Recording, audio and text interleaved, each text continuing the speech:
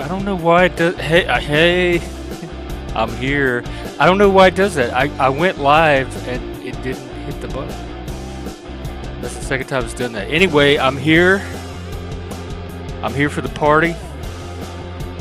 I'm here for the green. I'm here for the pinching. I'm here for the beads. There's gonna be more beads. I just have to get them untangled. I'm here. And Daniel Barry is here. Hello, Daniel Barry. Open panel. Plasma Void. Let's go indeed. And we are pigging tonight. I didn't do the fries, but I got other shit. And I'm so excited to dig in. Look. Green. Guacamole. And chips. That's next to fries. Probably even more than fries. Guacamole. Almost my favorite food. And then I got this little chicken wrap. Caesar bacon chicken. That would have been good for the Ides of March. Caesar. So, um, this is it, y'all. St. Patrick's Day. I gotta. My beads are all tangled up. I gotta untangle them, and then I can get a lot of more beads. So in the meantime, let's see what happened in the world on St. Patrick's Day. Something about Trump's deporting people against court order, attacking the Houthis, the tornadoes. 40 people killed by that weather. That's unbelievable. Um,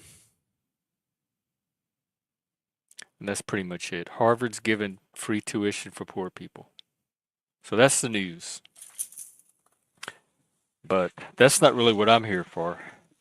I'm here for the interaction, the panel, the paneling, the conversations, the laughs, the tears, and today, the party. Yeah, me too. I love to laugh. We grew up laughing. In fact, we had a game. Me and my siblings would have to think of all kind of games just to entertain ourselves. Mostly me and my sister. We were the two oldest. And we had a game called Make Me Laugh, where that's exactly what it was. You had to do something to make the other person laugh. And we were always making fun of the adults, like imitating them, finding things about them to laugh at. In church, oh my God, try not to laugh in church. Because the minute somebody saw something funny, we would point it out to everybody else, and then we'd have to sit there and like not laugh. Fail. Is that? Come on, Mr. B, don't do that to me. Um,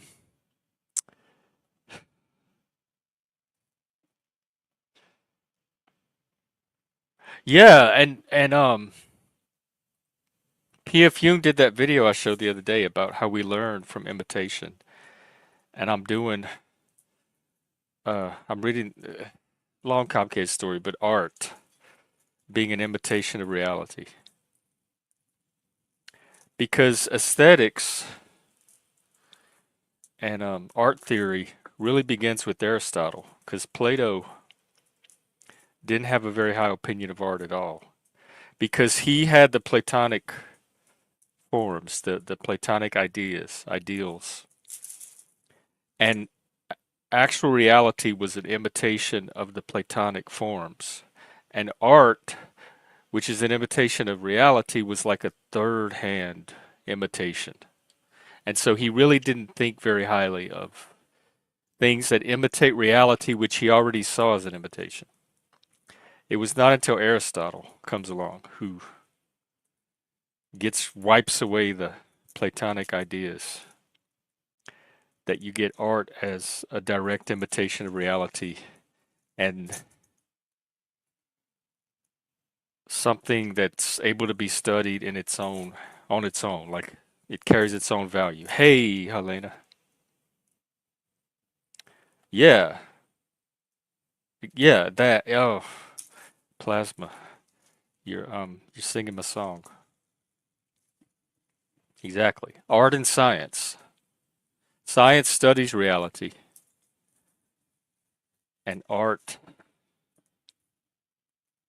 well, there's several theories of art. One of them is that it represents reality or reflects reality.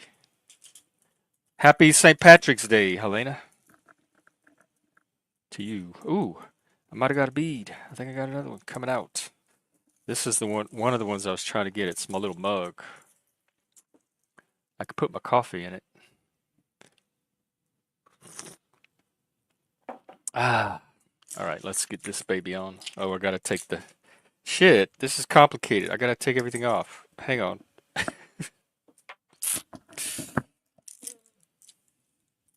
right. Happy St. Pat, St. Patrick's. He drove the snakes out of Ireland. Now, if he could only come and drive them out of the Panelverse, drive them off of YouTube. Thank you, St. Pat. We call upon your spirit today. Watch them. Watch them do what? Fall off, break, fall apart. That's probably that's what. If I had the craftiness, I would have glitter green antlers. I'd have several pairs and I would do them up for occasions.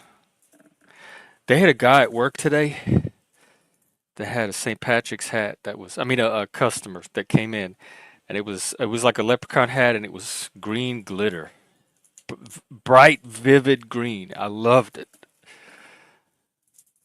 It lit up my day when I saw him. Um, Mandelbrot set from an artistic perspective, like math representing reality in an artistic way.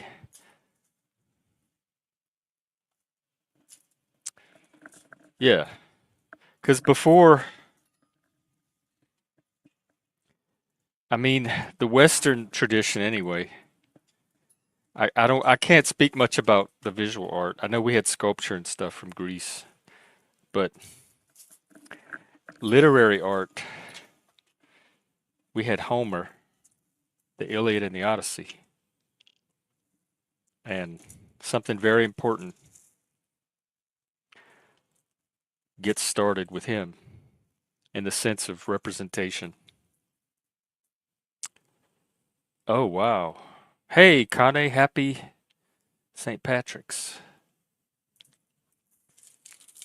I'm sitting here trying to untangle my beads so that I can put more on. Ooh, this is an interesting bead. Oh, that's my weed bead. It's green and black. Oh, I thought I saw somebody just pop in the back. Oh, yeah, that'd be cool, Mr. B. Maybe if it's not copyrighted, we could watch it. It would be cool to find a green one. Green Mandelbro.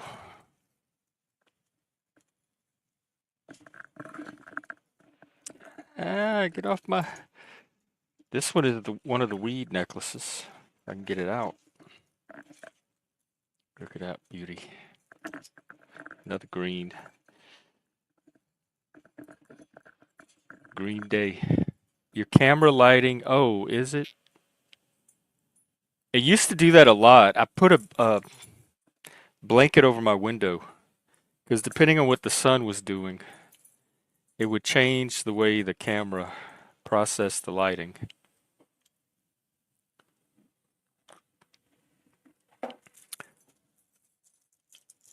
And eventually, and it's getting there now that I'm working, I gotta let some paychecks build up. I'm gonna start upgrading the equipment. Because the whole reason I'm working really is to keep this channel going and to invest in the channel. And so, new microphone. I want one of those colored ones, rainbow ones, I should say. And lighting. And I want to get some cool, like, you know how Zat has the colored lighting? I want to get some effects. I need something for this wall. Maybe a black light poster. Oh, man. Coffee is good. And I haven't even gotten started. This is my St. Patrick's Day treat. Guacamole and chips and chicken bacon Caesar wrap. Someone super chatted me a little bit yesterday to get something special for the party. So I decided to honor that. And when I was at the store, that's what I did. A physical list of stream. No, I don't have all my lists are in my head. My thoughts are organized in my brain. It that's the best place for them. I almost never my whole life I didn't take notes at school. I rarely write things down. I used to be a walking phone directory. I would remember every phone number that I used. If I used the phone number more than like 2 or 3 times, I committed it to memory. What do you mean buffering? Is something going wrong? You mean on the oh.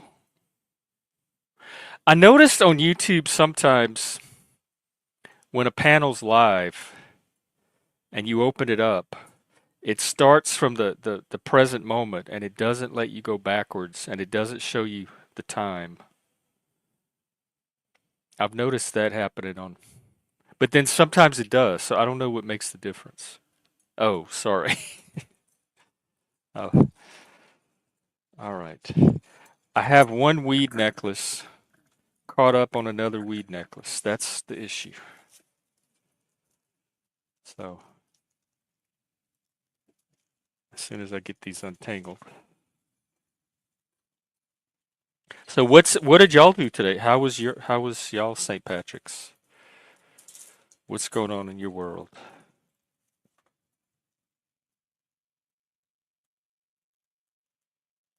I mean, I am getting of that age where I'm gonna have to start using mnemonic aids, but it's just it slows me down. I'm better if I can just work off of my brain. If I have to write or use some kind of physical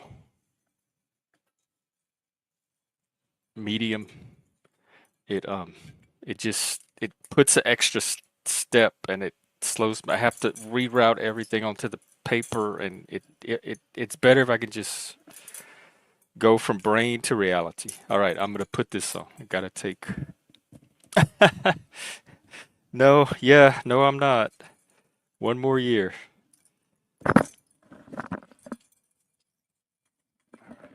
Let's get some weed on there. There we go. Boop, boop, boop, boop, boop.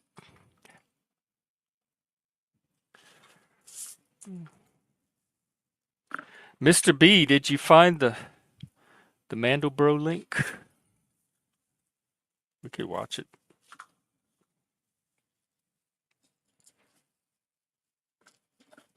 All right, now how do I get this?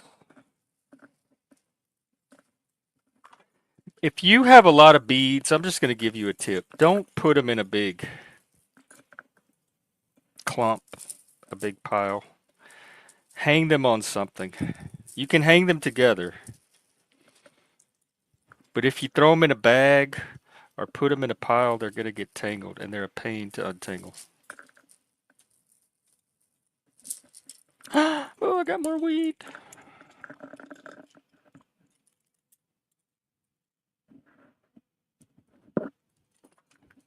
All right.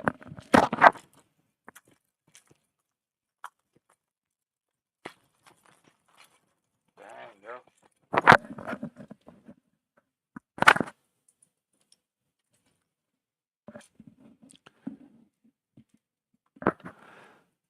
okay, that's probably enough beads. Oh, I'm going to put these back in my clump. after just telling you not to.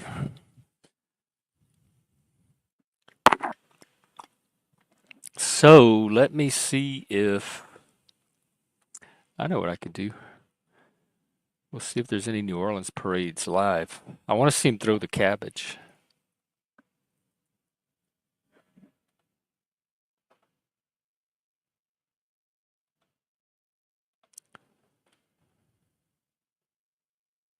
Block party.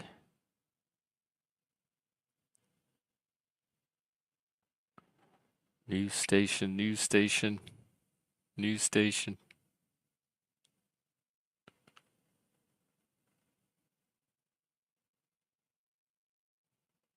In New Orleans, we catch vegetables. Here, I'll play this short. How about that? Let's see if there's music. Yep, there's music. So, oh, is that it? So just a few seconds. But anyway, this gives you a taste. And they made a law where they used to throw them, but now you have to like hand it to the person or toss it to the person. And the day after, the streets are filled with cabbages and vegetables and all kind of um, St. Patrick's stuff.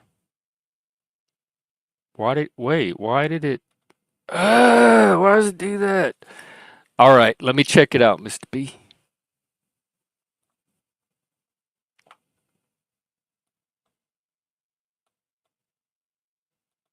Okay, here's some St. Patrick's Day Mandelbro for all you bros out there and the ladies too. This one goes out to all the genders. Oh wow.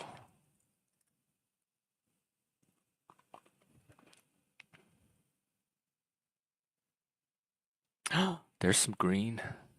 Looks like a leaf.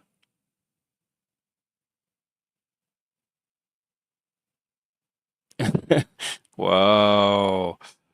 Oh, this is so cool.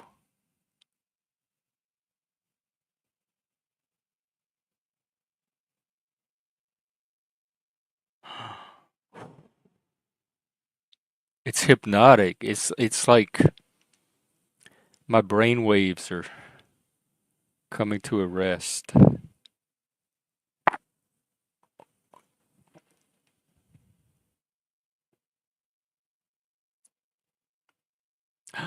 More green.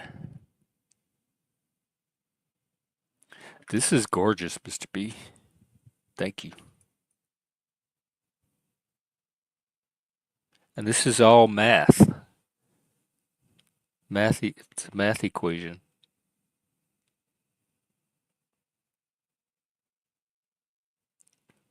Or it's the output of the equation?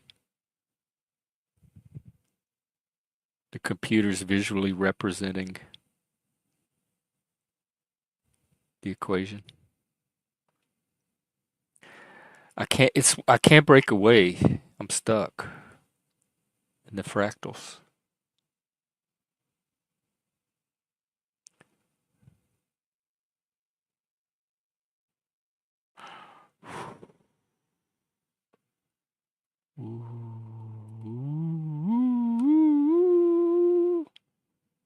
Yeah, like that.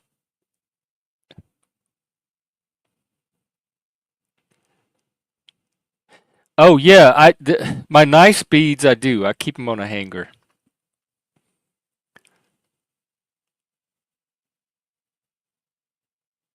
Mimic any scene. What does that mean? Like anything? All right. I'm gonna okay. I gotta break away. Oh man.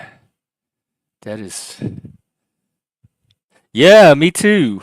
Me too. I can get stuck looking at anything. We used to get stuck as kids. You could just like stare at the wall and get stuck. You know that sensation of getting stuck, being stuck, where you're conscious but you can't. You get. It's kind of like a little hypnotic state, and Your eyes like lock onto something and you can't break them away because your mind gets put in this zone. But you're conscious. You can hear people, you can talk. You just can't break away. I used to get stuck all the time as a kid.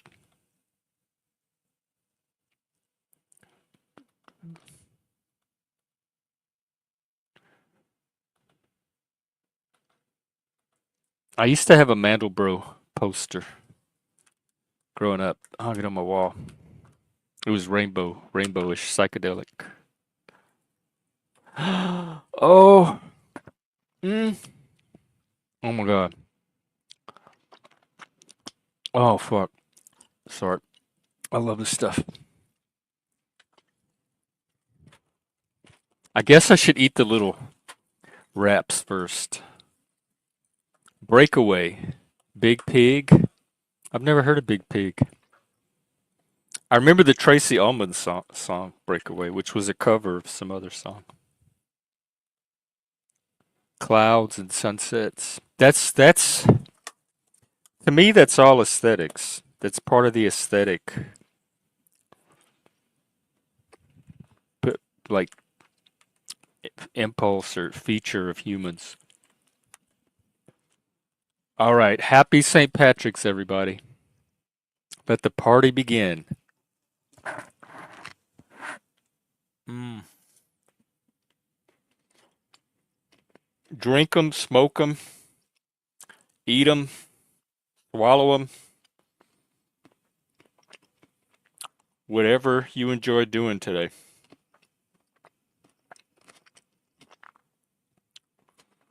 Based hedonism. Oh, this is so good. I saw Bill and Ted at the movie when it came out at the movies, and that's the only time I've seen it. I barely remember it. What year did it come out? Like 85, 86? Let's see. Ooh, 89. That's way later than I. That's not even, it doesn't even seem like a movie I would be interested in 89. Yes, we have a live Irish person in the house right now from Ireland. WASF. Happy St. Patrick's Day. What did you do today? Like, how are the Irish doing it?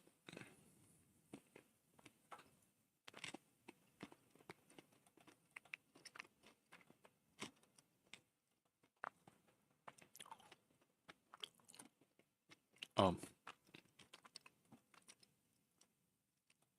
Angeline, hello. Halo. Happy St. Patrick's Day. Well, my wrap has lettuce on it. It's green. Are you Scottish? I'm part Scottish.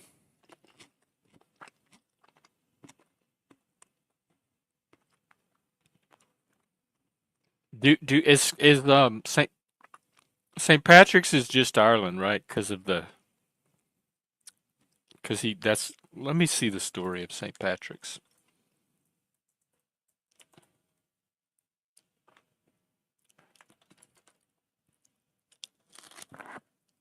Ooh, it's called the Feast of St. Patrick. That's exactly what I'm doing. It's a religious and cultural holiday. It's an official Christian feast day and is observed by the Catholic Church, the Anglican Communion, especially Church of Ireland, the Eastern Orthodox Church, and the Lutheran Church. Wow. It commemorates St. Patrick and the arrival of Christianity in Ireland, and by extension celebrates the heritage and culture of the Irish in general.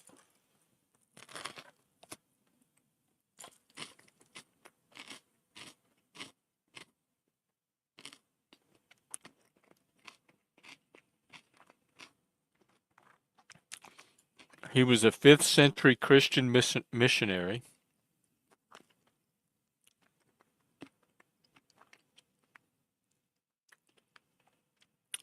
He goes way back.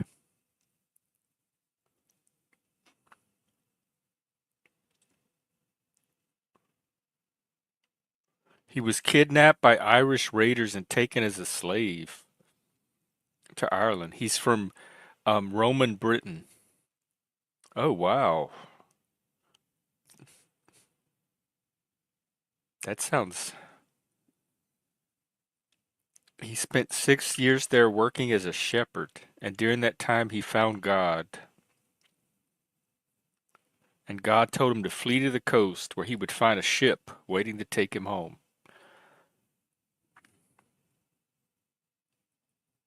And then after he got home, he became a priest and returned to Ireland to convert the pagan Irish to Christianity after they made him a slave.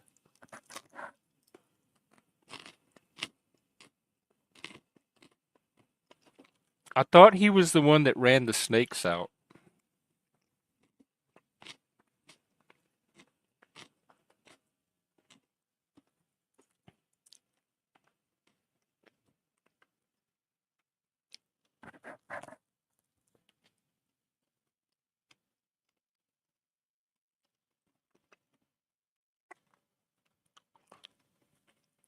Oh, like used to wear it at church. Yeah, happy pinch day shift. Do you have any more jokes?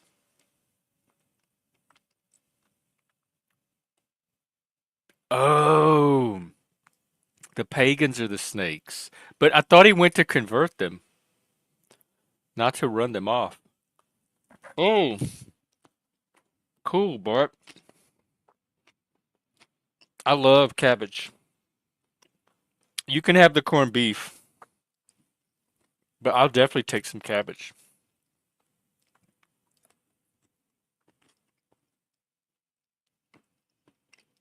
Oh my God, it's so good. It's not often I get real food. And thank you, member, patron, who sent me this St. Patrick's Day meal. Oh, so well, yeah, it's a feast. Y'all supposed to bring your food and celebrate together.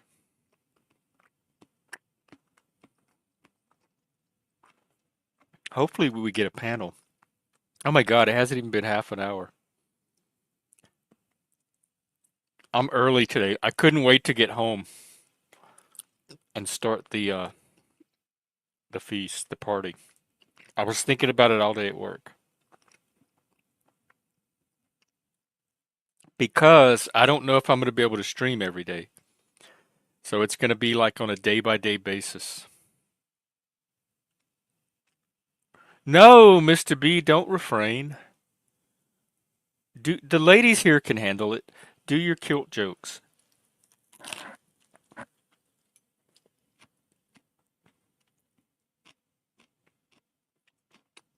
Hmm.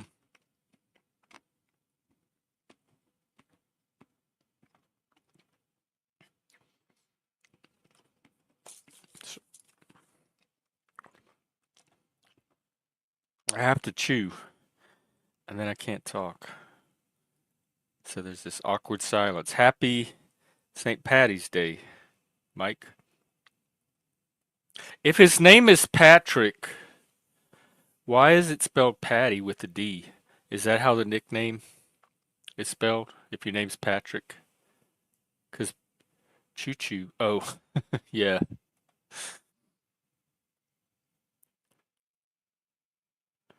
Welcome, Mike. I hope everybody's wearing green.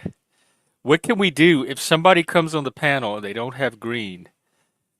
There's got to be a penalty. We can't pinch them. What can we do?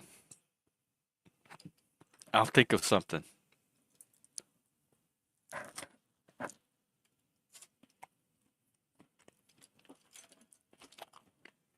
Little Nicky.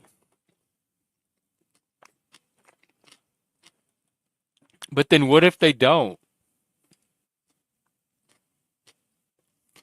They don't get to be on the panel. Let me see if StreamYard has any things things I can do to it. The green beef. Green beef. I wouldn't eat green beef either.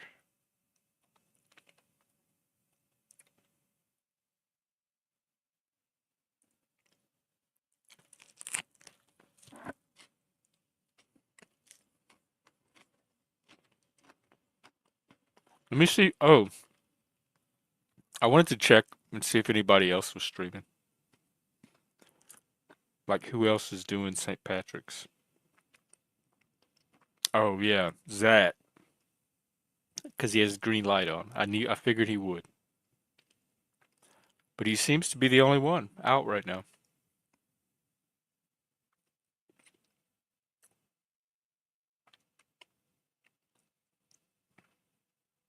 I thought this would be a bigger day than it is.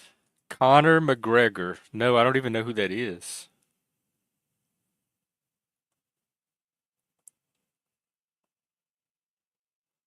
They put green in the stew. I know about the green beer. I've had green beer before. In fact, I think I have a few St. Patrick's Day pictures from New Orleans. Let me see if I can find them.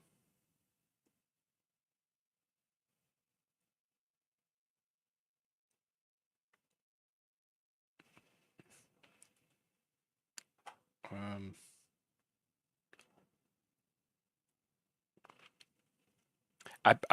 I have green hair, and we went to this little. It's a chocolate shop. They have coffee and pastries and stuff, but it's a chocolatier. Or we hung out there. I really got to organize my photos better. I never will. All right, here we go.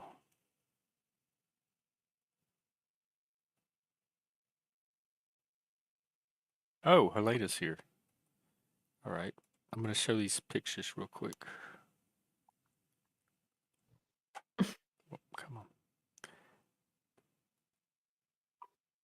See, got my beads and got my green hair. And I got the cabbage on my face. I think that's all of them. Yeah. What's Wow. up? Happy St. Patrick's. Thanks. Happy St. Patrick's Day. What are you doing today? Or how are you celebrating? Do you have green on? You know what? I have to admit, I don't have green on. All right, Yeah. Helena gets a punishment. I got to figure out what it is. Let me see what my Okay. options All are. right. Fine. StreamYard Fine. doesn't really give you much to work with. I could edit your mic settings.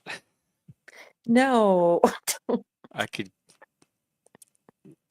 remove from stage. I can mute. None of that is what I want to do. Well, Well, we used to wear green. I mean, the parish that well, the diocese we were in, like it was mostly Italian, and yeah, we always wore green. And then every once in a while, kids they're like, I don't know, somebody would say something like, "Oh, it's just St. Patrick's Day." And some other kid would say, "Yeah, well, what if you think we didn't celebrate Columbus Day?" And it's like, uh, most Italians don't celebrate Columbus Day. oh, They didn't. We didn't. I don't know. It's you went to a Catholic school, right? So everybody, you had uh-huh. uniforms? Yeah, for 12 years. Yeah. Yeah. Because I remember Yeah, growing then up, that's yeah. where you would get pinched was at school. Like if you didn't wear green to school on St. Patrick's Day, you were getting pinched. Oh, I don't know. The uniforms were established. It was like going to Hogwarts, really. You wore a kilt, Oh, a kilted skirt, and the colors were very neutral. So it was like blue or gray or blue and gray. And so, you know, yeah, you just wore the uniform to school, which isn't so bad. And, I went on to be somebody who likes clothes, but the uniform thing is, I don't know, it was kind of freeing at that age, you know, because it was like, uh, there was no competition or judgment. It's just like, well, we all have to wear the same thing. And I know that that can be interpreted to be bad, but I expressed myself after I left middle school. So it wasn't a problem. But yeah, we wore uniforms. Yeah. The idea of uniforms as a kid absolutely disgusted me. But now Yeah. as an adult, I think I could have pulled it off. It's not like I expressed myself. Well, I wore if you whatever clothes my mom got or whatever was hand me down. So it's like having a pre-selected outfit to wear every day would not have been that well, terrible of a thing. you could wear any shoes you wanted to, and you could do whatever you wanted to with your hair. And um actually, Catholic middle school was so egalitarian, I have to admit. Um It was what? Egalitarian. And was it co-ed or just a girls' school? Yeah. No, it was co-ed. Yeah. And mostly the principals were like nuns, but there was no classism at all. Because y'all were all And rich. who, us? Yeah. Was it a was No, it a no, private school? Only the rich kids went to the Catholic school where I no, was from. you could go to, no, you could go to Catholic school. They would put you in a program, and you can go. What I'm saying is, like my dad, he was a steel worker, okay? And some of the other dads, they were like doctors, medical doctors, and nobody ever like, oh, my dad's better than your dad. There wasn't any of that. But So there wasn't like the rich kids table at lunch where all the rich kids no, got no, together. no, no, no. Maybe my experience is like unique, but I only know my experience. So no, it was totally equalized. And my mom, she used to have a salon, a little private salon. She was like a what they used to call a beautician. You know, they call them stylists now. Uh, but she only quit after, I don't know. She was having trouble with standing that long. It was you have to stand and work on it was the thing. But so technically she was a businesswoman. So, and I have to admit, I'm probably not going to eat corned beef today. Yeah. Oh, yeah, I'm not either. Or ever. What did you eat? Are you eating anything special? No,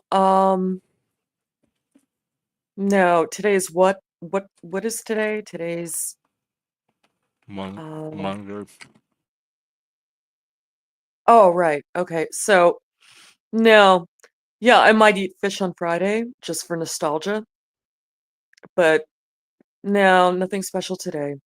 Probably just some leftover rigatoni. Do you do Lent? Are you doing Lent? Not not usually, but I'm feeling nostalgic this year. Oh, And that's all it is for me. It's nostalgia because a lot of the rituals that were established during Lent, it was really about World War II and conserving, which a lot of people don't realize, but Um, I don't know. It was, I don't know. I'm just feeling nostalgic. So yeah, I might actually I had fish. Yeah, I'll probably have fish on Friday. Just for just for nostalgia. Yeah. And I don't even consider myself Catholic anymore, but what can you do? You grow up and your childhood, it stays with you. What are you gonna do, Jeff? Today or on Friday? Well, I I'm see what doing you're doing look today. guacamole. My guacamole. This is my St. Patrick's Day treat. I didn't realize I forgot how crunchy it is though. I keep having to go on mute to eat it. But oh my God, is it good? And I got some tomato sauce to go with it. Well, I mean, if we're going with green, I do have some kale, but I had some yeah. spinach, but I threw it out because I wasn't sure if it was getting close to the edge or not. So I said I better be safe and throw it out. Ah, yeah, I've made kale chips before. It's not too hard. It's just that once you wash kale, you have to make sure it's really dry. Otherwise it won't get crispy in the oven. But I do like greens a lot. So, but yeah, I don't know. And somebody got me on the phone, and they were talking to me, and I had to explain my real last name over and over again, and I'm completely exhausted from that. That was today? Yeah, Oh, yeah, completely exhausted. It's like, could you spell your name? And I did. And they're like, can you spell your name again? And I did. Now, I'm not gonna lie, their first language wasn't English, but then oh, again, my first my last name isn't English either. So, yeah, I kept having to do that and do that. And it just like after I was like, why am I so tired? This this was exhausting. from that. Was it like a customer service thing or somebody you knew? Yeah. Oh, Yeah. The state I'm in, and I mean the physical state. There's this thing where they always try to get you to they try to trick you into moving your electric company, who you pay the bill to another service. So they had these flyers all over our apartments, and they're like, you have to call this number and opt out. But like nobody there knew my account. Nobody there could spell my name. Nobody there so I just ended up calling the local electric company, and they sorted some things out for me. But it's like I get really tired of spelling my last name. Ugh, it's is it long? exhausting. Is it long? That's weird that they would how does Yeah, that work? They they do it all the time here. Yeah. It's one of the few states they do it in. And yeah, they want you to switch over, and it's like, why? And then I don't know, it's like a thing here. Um, but yeah, that really, God, that was so irritating. That was so irritating. And so after that, I'm like, all right, I'm tired now. uh, they used to do that with phone companies Yeah. growing up, but like usually there's only one public utility. So you Yeah. have like multiple utility companies that compete. Uh-huh. Oh wow, that Yeah. is unusual. And some of them are outsourced. But it's like, it's like, no, I want to stick with the local guys because they're the ones who make the actual repairs. I don't know why you're outsourcing to an out-of-state company. Yeah, oh, this is boring. I'm sorry I brought it up. Um, hey, Jeff, are did you say you were a Scorpio? Uh-huh. I am. So am I. Oh, well, there. Hey, Gen X, Scorpio. Yeah. Now I wish I don't know where Zephyr is, but I wanted to ask her because every zodiac sign is assigned a tarot card, major arcana. So our Oh, card, yeah. yeah, I believe Scorpio our is the card, death card. yes, it is. Yeah, yeah. I just wanted to ask her about that. I thought it'd be funny. Yeah, Zephyr, if you're out there, we have a tarot question. if you can hear us, but anything's better than the tower card. So the tower card is horrible. Uh-huh. Well, it it can be. It doesn't have to be, but it's not fun to go through. Yeah, I guess that. Yeah, I guess you're right. Yeah, yeah. I don't know. You could say that about the death card too. Yeah, like an ending, but endings are always bad. Then you can start something new. But I don't know. I don't know. But I was really interested when she was talking about like giving tarot readings. And I remember being in New Orleans, St. Jackson Square. Yeah, in Jackson Square. Yeah. And it's like, they're like Catholic churches everywhere. But everybody, there are all these people that are set up, in the square and they're mostly giving card readings. And Yeah, I I was love the gonna do that mixture. when I lived there. I was gonna be a card reader in Jackson Square. Yeah, I ended up I moving. love the mixture. I love the mixture of the two. Um, that was really fascinating to me. So, They have artists, hmm musician, like you can sit and they'll paint your picture or draw your picture. They have musicians, they have psychics, they have card readers. They yeah, just you can set up a little table all along the perimeter of the hmm square and do your thing. I think they yeah, made it where you need a permit now, but I don't think it's hard to get. yeah. I loved it though, and um, I don't know. The next morning, I went to Cafe Du Monde, Mm, and for beignets. uh-huh, and it's funny because, like, how they're covered with the powdered sugar. Yeah.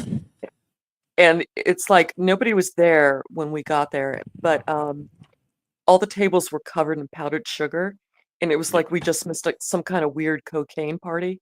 Oh, They didn't clean the tables yet, and it was like what the. But yeah, but their cafe latte, oh, so smooth because in in Louisiana they know how to use chicory in their yeah. coffee. Oh, yeah. That's that. Yeah, We put it in our coffee. uh-huh. It's wonderful. Um, I don't know. So yeah, that was all good. I enjoy that. And mm, oh, you know what? Um, I saw that movie. No, it's not a movie. I started watching. Did I mention this before? If I did, stop me. Um, there's a show called Severance. Oh, yeah. We started talking about it the other day. Oh, okay, my bad. Were you able to get through the episode? Yeah. Uh, basically, well, in a nutshell, a summary, they extract your memory when you're at work, and then when you're not at work, you have your memory, but all you know is that you have to go back to work the next day. So I don't know. I guess it's a statement on corporate America. Like, I don't, Did maybe it's, how many episodes did you watch? I didn't count them. Oh, I just watched the one. Oh, okay. Yeah. Maybe somebody out I've there in the tried panel. twice so far to watch it, but I could not get through the Yeah. first 10 or 15 minutes of it. Yeah. Yeah. TV writers today, they're really bad at pacing. So yeah, There's if Zephyr. you, oh, hi. Because the reason I keep trying to watch it is because everywhere I turn, people are raving about that show. Like every single person I know is saying it's the Yeah. best thing on television, and so I want to I experience it and mean, see what it's all about, but I just can't. It's so wooden and you know what? hokey. They do that now, but like they'll rave about a show, but you know what? It wasn't like it was during Prestige TV. Now, if you watch the first episode of Breaking Bad, you would immediately be drawn in. I watched it a few weeks ago because I've never seen Oh, you Breaking did? Bad, and I was very struck by the acting. It was very well acted. Yeah. It was realistic. I like realistic shows. These were believable characters I could identify with the family, the setting, everything. Severance was not. They just seemed like it Mm-hmm. was contrived. They seemed like characters that were created to Yeah, tell a story. yeah, Talking Like Heads. to tell this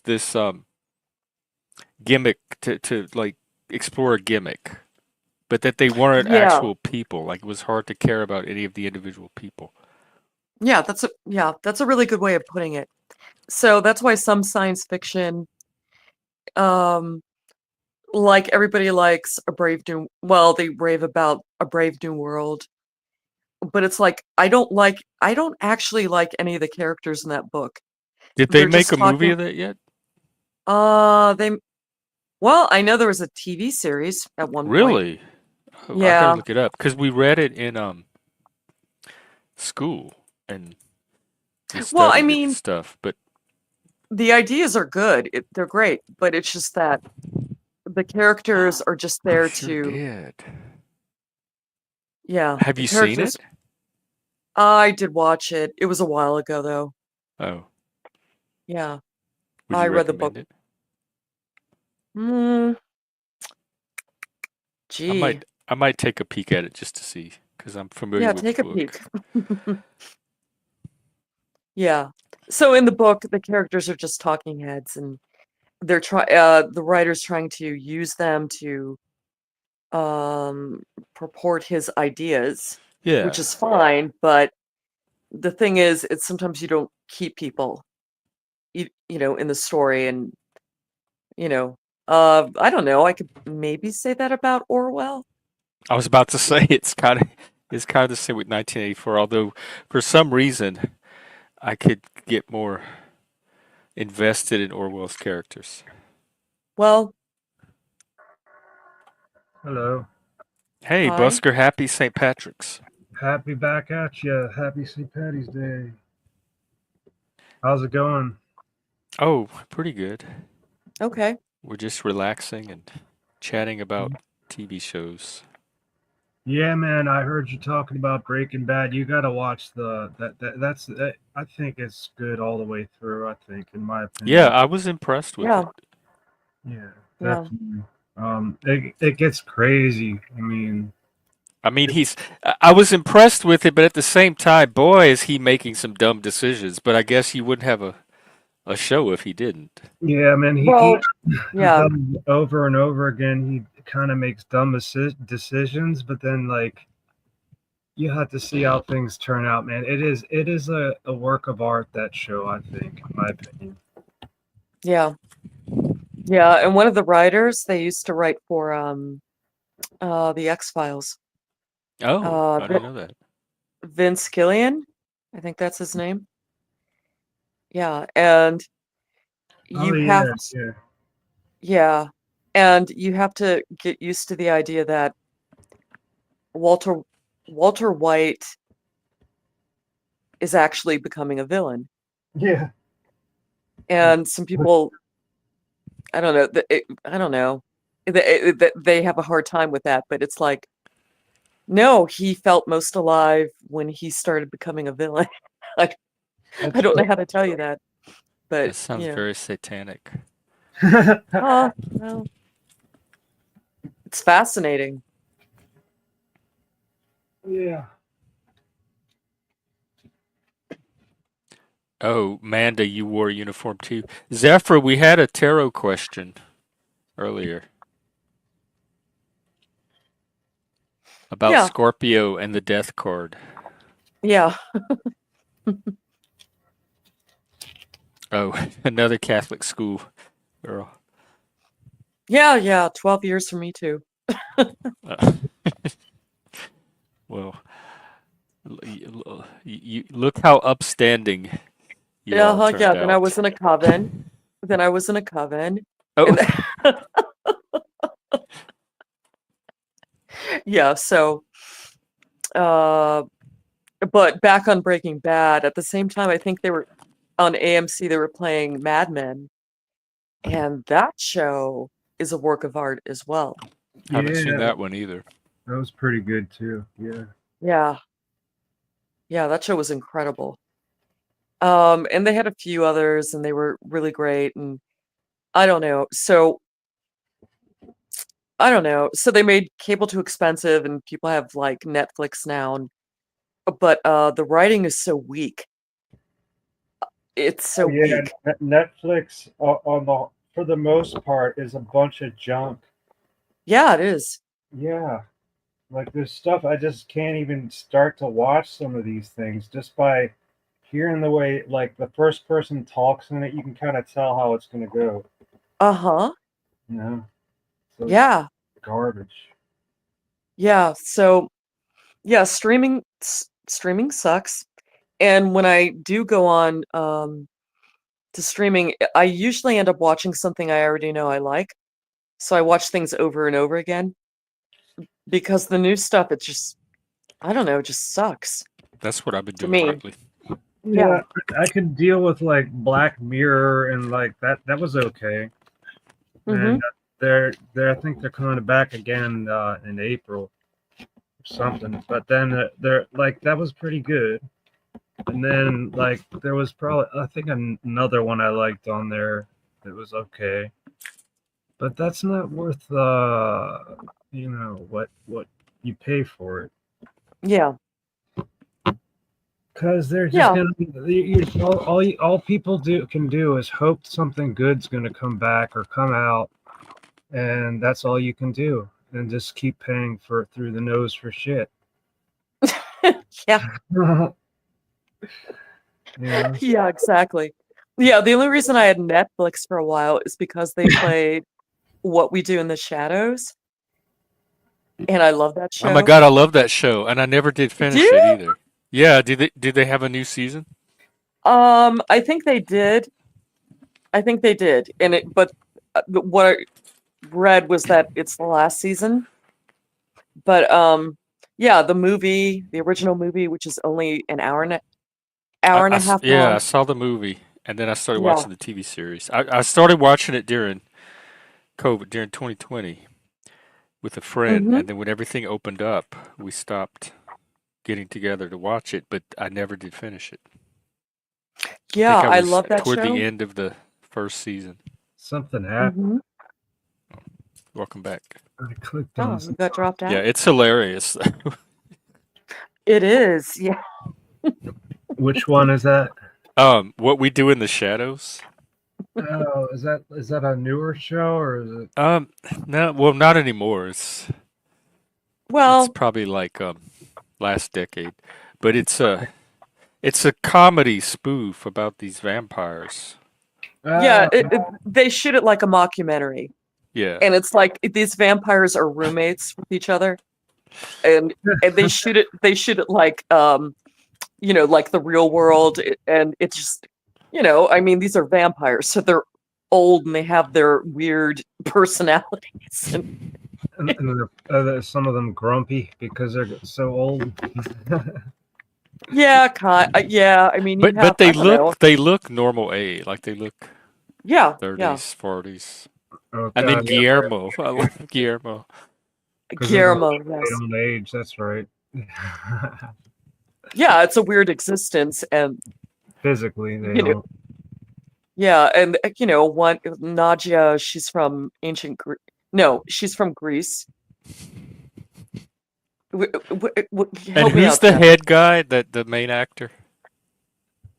I don't know if there's a head actor. There's Laszlo. Is that? He's Yeah, I think that's British. him. Let me see. What? Yeah. I think he was one of the ones that created it. What we do in the show. There's Here we go. Nandor. He's from ancient Persia. And he used to be called, when he was alive, Nandor. What was he? Nandor the Terrible? Nandor The Relentless. the Relentless. Yeah, thank you. Matt Berry. That's who I'm thinking of. Yeah, Matt Berry. Yeah. Um, yeah, and they get Guillermo, and he's like a servant. He wants to be a vampire, Yeah, he's but the human servant. He's hilarious. yeah, Guillermo, yeah, is he like Hispanic or something? Yeah, he's this little he. short Hispanic guy. I had a feeling Guillermo. I I love that name, but well, the funny thing yeah. is, he has mostly Hispanic heritage, but he learns he's related to Van Helsing, and, Oh, and okay. so his Hispanic heritage was like shielding that other part of his heritage, and it's like they didn't know, and then he suddenly realizes he's really gifted at like killing vampires, and all he wants to do is be a vampire, and it, yeah, so it's Do you know if they have that streaming anywhere free? uh I don't Like They have know. everything Netflix, streaming for free if you know where Netflix. to look. Well, I got Prime, and that comes with a slew of different ones like HBO and Showtime, I and think it wasn't Netflix, was it? Let's see. What network did? yeah, I don't think I saw that in passing on. FX. It was FX originally. Okay, Okay. so that's something I could probably find on Prime. I'm pretty sure I had that Hmm. locked into the Prime too. I think. We could watch in the Discord too. Oh, there's only 2 seasons. And then they Yeah. also have a movie, which Yeah. is kind of the same but kind of different. But I would, to me, the TV show was just funny on its own. Yeah. Well, all Oh, I know, man, is you found a winner with that Breaking Bad. That is a good one. yeah. I can't say it enough. It's a good one. No, I mean that's yeah. All the praise people put on it, it's deserved. Yeah, Yeah. and it won lots of awards too. Yeah. I just thought it was funny. The one time there was this whole thing about like everybody hated Skylar, Yeah, and the wife. well, Bryan Cranston, somebody said that to him in an interview, and he said, "People hate Skylar." And he No, Is didn't that the even know. autistic son? that's the No, wife. no. Oh, The wife of Bryan Cranston, whatever. oh, the wife. White. Yeah. Yeah, because I mean, to be honest with you, what is the normal reaction to finding out that your husband is a mastermind meth maker? Like, Exactly. how are you supposed to act? What is the correct way to act? And they were all mad at her because she's like, "What the fuck?" I'd be And they're pissed. well, yeah. I mean, Wait, they didn't like her because she was like he becomes the yeah, hero. Like people are siding with him. yeah. People were siding with him, and he's an anti-villain, which means he's sort of becoming a villain, but you're interested in him, and everybody was like, "Oh my God, I hate Skylar. She she's like upset with him." And at one point, yeah, it was like, well, what do you? Yeah, she's upset. What do you want her to do? I mean, like that's part of the writing of the show. That's what makes it so, Yeah, you know, like yeah. that's just one element that makes it good. Oh yeah, yeah. Totally. Though, his relationship with Jesse was The son, so is that the son? Yeah, son. no, Jesse, Oh yeah, not yeah, the partner, the the younger. partner. Yeah, Yeah, yeah, that's right. yeah. That was, I don't know. It's like he was closer to him than his son, but he did a lot of things to hurt Jesse too. And Yeah, it was just really confusing, and complicated, you know. Yeah, it is. It's pretty complex. That's the only warning gotta give you, Jeff. But it's pretty straightforward, but it's also complex. I like Yeah. complex. Yeah. So you're gonna like this one, man. Keep watching it. It's definitely decent. Yeah, and watch Mad Men too if you ever can. Yeah, Mad Men's good too. Yeah. Hmm. Uh, there's a couple other ones I can't think of that I thought were Here, really. I should write these down. Oh, I got my little memo pad. Yeah, I finally got one, and I don't have a pen that works. Oh. Shit. See, Breaking Bad, Hmm. Mad Men. Mad Men, yeah. I want to check out this Brave New World, see what I think. Yeah, that's a little iffy, but And then What We Do in the Shadows. hmm.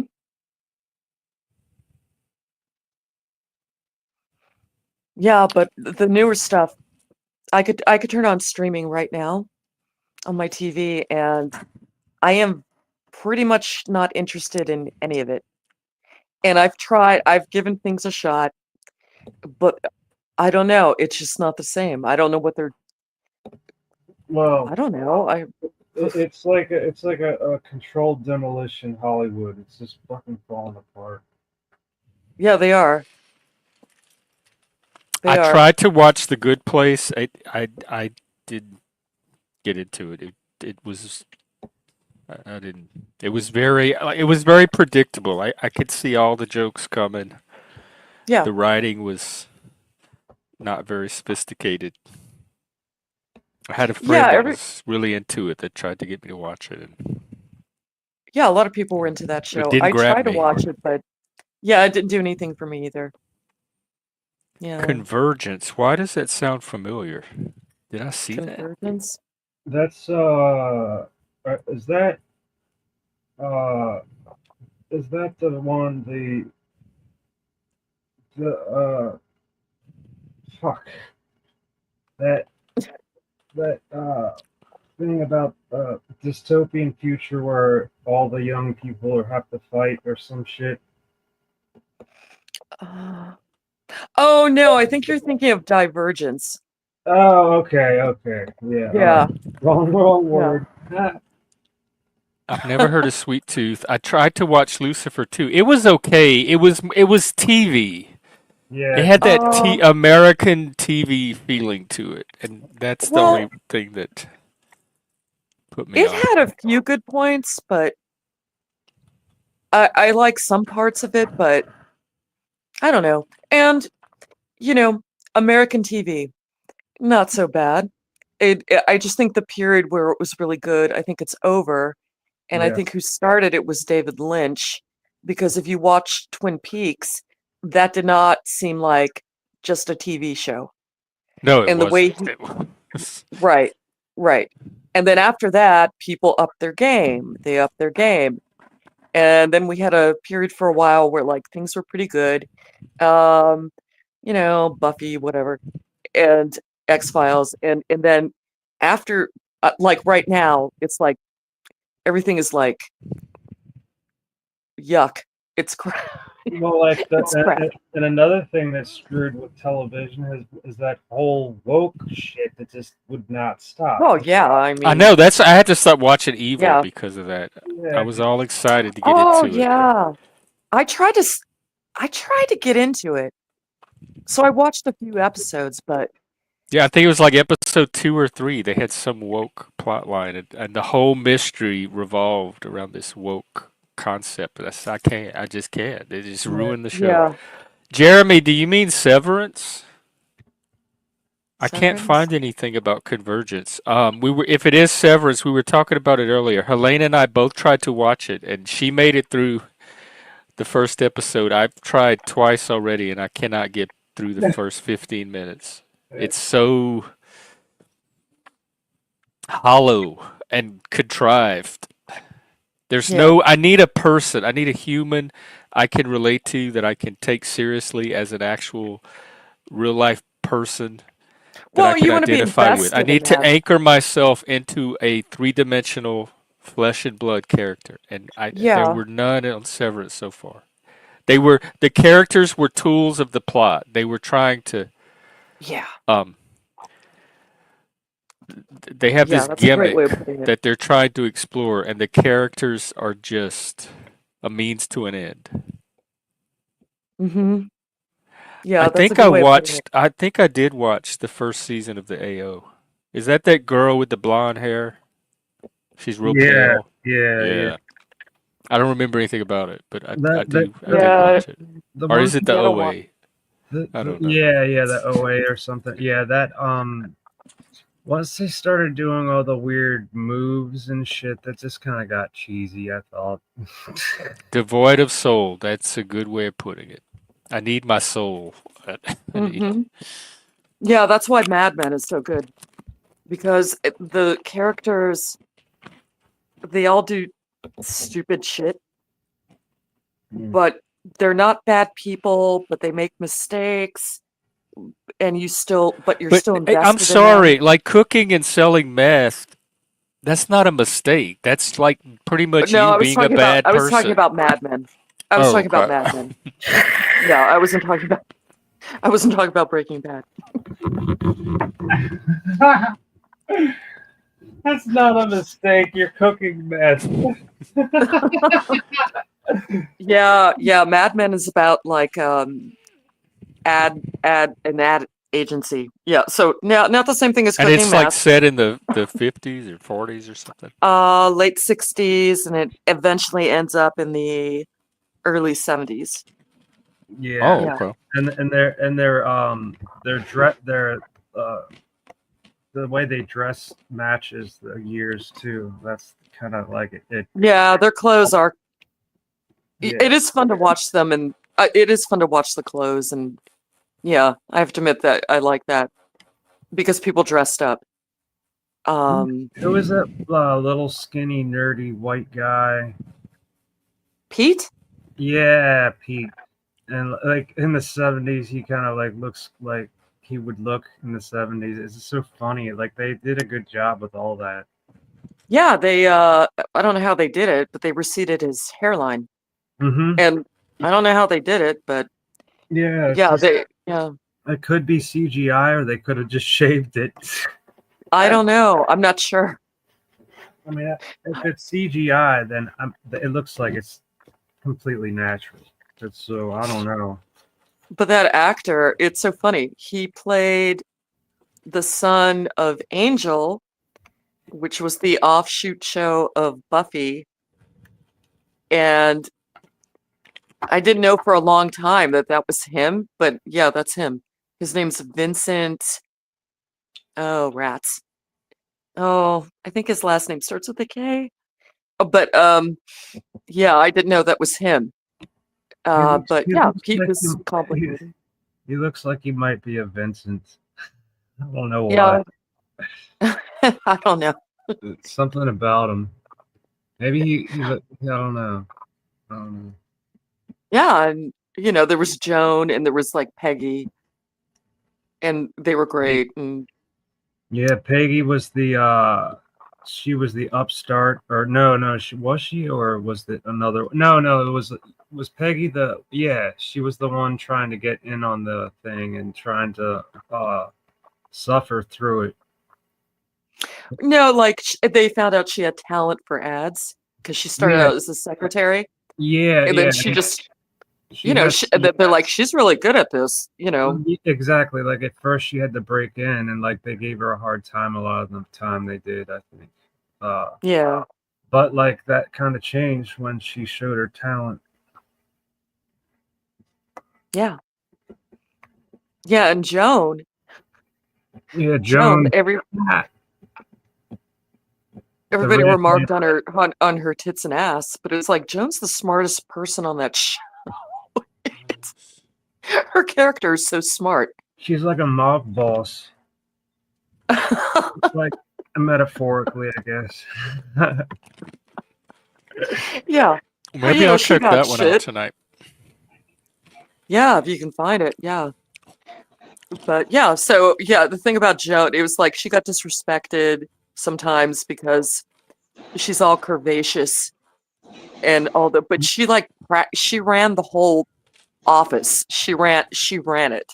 Yeah. And yeah, so I don't know. So yeah, there's like yeah, they're complicated. Not everybody does the right thing all the time, but you know. That's what I was looking at. Okay. You're good. No penalty Oh, for you. Busker, you got your green on? No, Uh-oh. my blanket's green. Okay, we'll take it. It's been green all this time though. That's a clover. That's a Guinness. That's a clover hat. It's an actual Irish Oh, clover. Yeah, I saw that. Yeah. Irish Yep, Italian. oh. that's it. My best friend growing up was Irish Italian. You know, his dad was Sicilian and his mom was 100% Irish. So it was his last name was Pesci. Pesci is, or Pesh is Italian for Fish. fish. Fish, yeah. So his last name was Pesci, and his mother's maiden name was Fitzpatrick. So you can't get any more Irish than that. And Pesci then we have, Fitzpatrick. and then my uncle Joe, he married a Fitzpatrick. They weren't related, but Fitzpatrick's a common name in the Irish community. But so we have Fitzpatricks in our family, and my cousins, the girls, they're gorgeous. They're Irish Italian, beautiful women. I mean, Irish Italian is a great mix. It really, really is. They are, and they have dark features. Like, you know, people say Irish. So I dated one Irish girl, and she was short, redhead, voluptuous, sassy, just like, you know, typical, just sassy Irish woman. But a lot of my family that had the Irish blood, they're more chill. They're not as wild, because Irish women can be firecrackers. They can be firecrackers. What did she So, eat? what's that? Who? What did she The eat? Irish Italian lady. Well, she at me being a cook, she always made me cook. I was always Oh, cooking for her because she has two daughters. We dated for a while. She has two daughters, and they loved when I would come over and cook, because I would make all kinds of stuff. But they liked real basic stuff. I make homemade mac and cheese. I'd make meatloaf, pot roast, things like that, hamburgers. You know, but everything was from scratch. You know, like when I make mac and cheese, it's not like the Kraft. It's actually penne, Velveeta, butter. I get the Irish butter, the thicker Velveeta. You butter. might as well use the Kraft. No, you get Why not you get real the you cheese? get the block. You get the block Velveeta, the block cheese, Yeah, you make and then macaroni and cheese with Velveeta. from the block Velveeta, yeah, from the block. Oh. It's really, really good. Yeah. I mean, you can get Colby and you can get all kinds of different cheeses, and you can shred them, but that's a lot of work and it's really expensive. But It's not shoot, worth the to last time, shred. You can the buy last cheese already shredded. I know, no, you have to shred it yourself. You shred it yourself. It's different, completely different. Yeah, Jeff, it's a whole different flavor palette. Yeah, Yeah. Than Velveeta. if you buy it Yeah. already shredded. yeah. But either I'm a food. one's got to be a better option than Velveeta. I'm a foodie, so I love to cook. But no, her daughter, her oldest daughter, her favorite was my mac and cheese. I would make mac and cheese using penne, the actually Italian penne. You know, Helena knows. I would make penne mac and cheese, and it was really good. And we do, you know, she goes, I want it spicy, so we would put smoked paprika in it. Smoked paprika in the actual mac and cheese, and it was a little spicy, a little hot. It was good. It was good. Little Cajun style.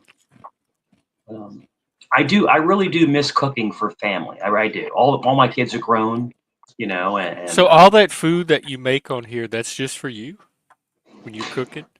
yes. But I Oh, make it in wow. smaller portions. So when I do make things, I do make in smaller portions. And when I do make a larger dish, it lasts sometimes 3, 4, 5 days. It does. And then I have family that will come over. Family will come over and they'll kind of munch on a little bit. As we say, manja. You know, we all eat off of what's there. The best thing I made, I got to tell you this, the best thing that I made of recent was I got a beef brisket which I don't normally make brisket, but I got one and it came out perfect. And every day, like people say leftovers are good. Like people always talk about leftover pizza is best, you know, and things like that. But like every single day, this brisket just tasted better. Like every day it sat in the refrigerator. It was good, man. Really, really good. Yeah. It sounds And good. I love brisket. Yeah. And brisket is more of like a Jewish food. But Oh, really? it's, yeah, brisket and corned beef. It's more of like well, corned beef is more of the Irish, but I just remember growing up with friends of family that were of the Jewish faith, and they'd always make brisket. Brisket was like a big deal to the Jewish people. Brisket, and it's expensive. A small brisket, a small one is like $30, but the flavor is out of control good.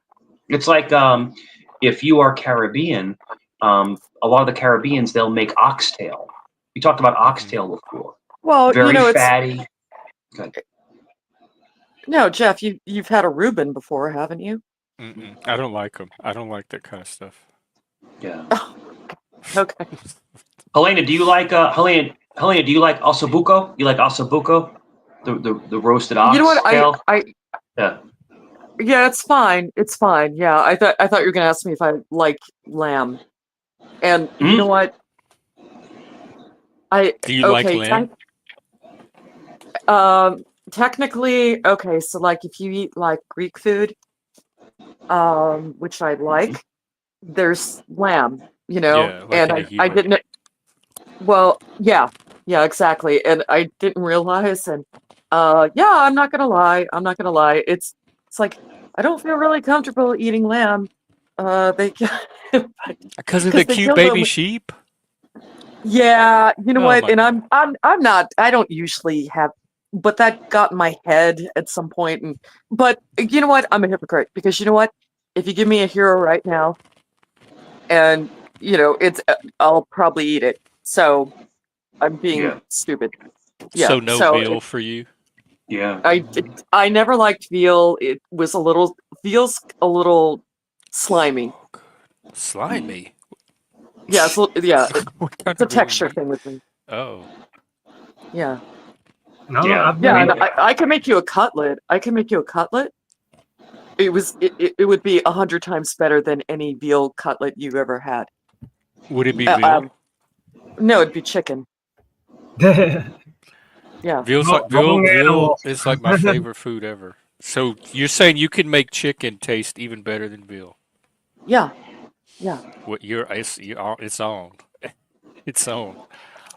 Well, I'll take you up It's on that. true. I've only had Okay. the frozen shit like the Stofers or something. No way, IG. Are you serious? The Partridge Family?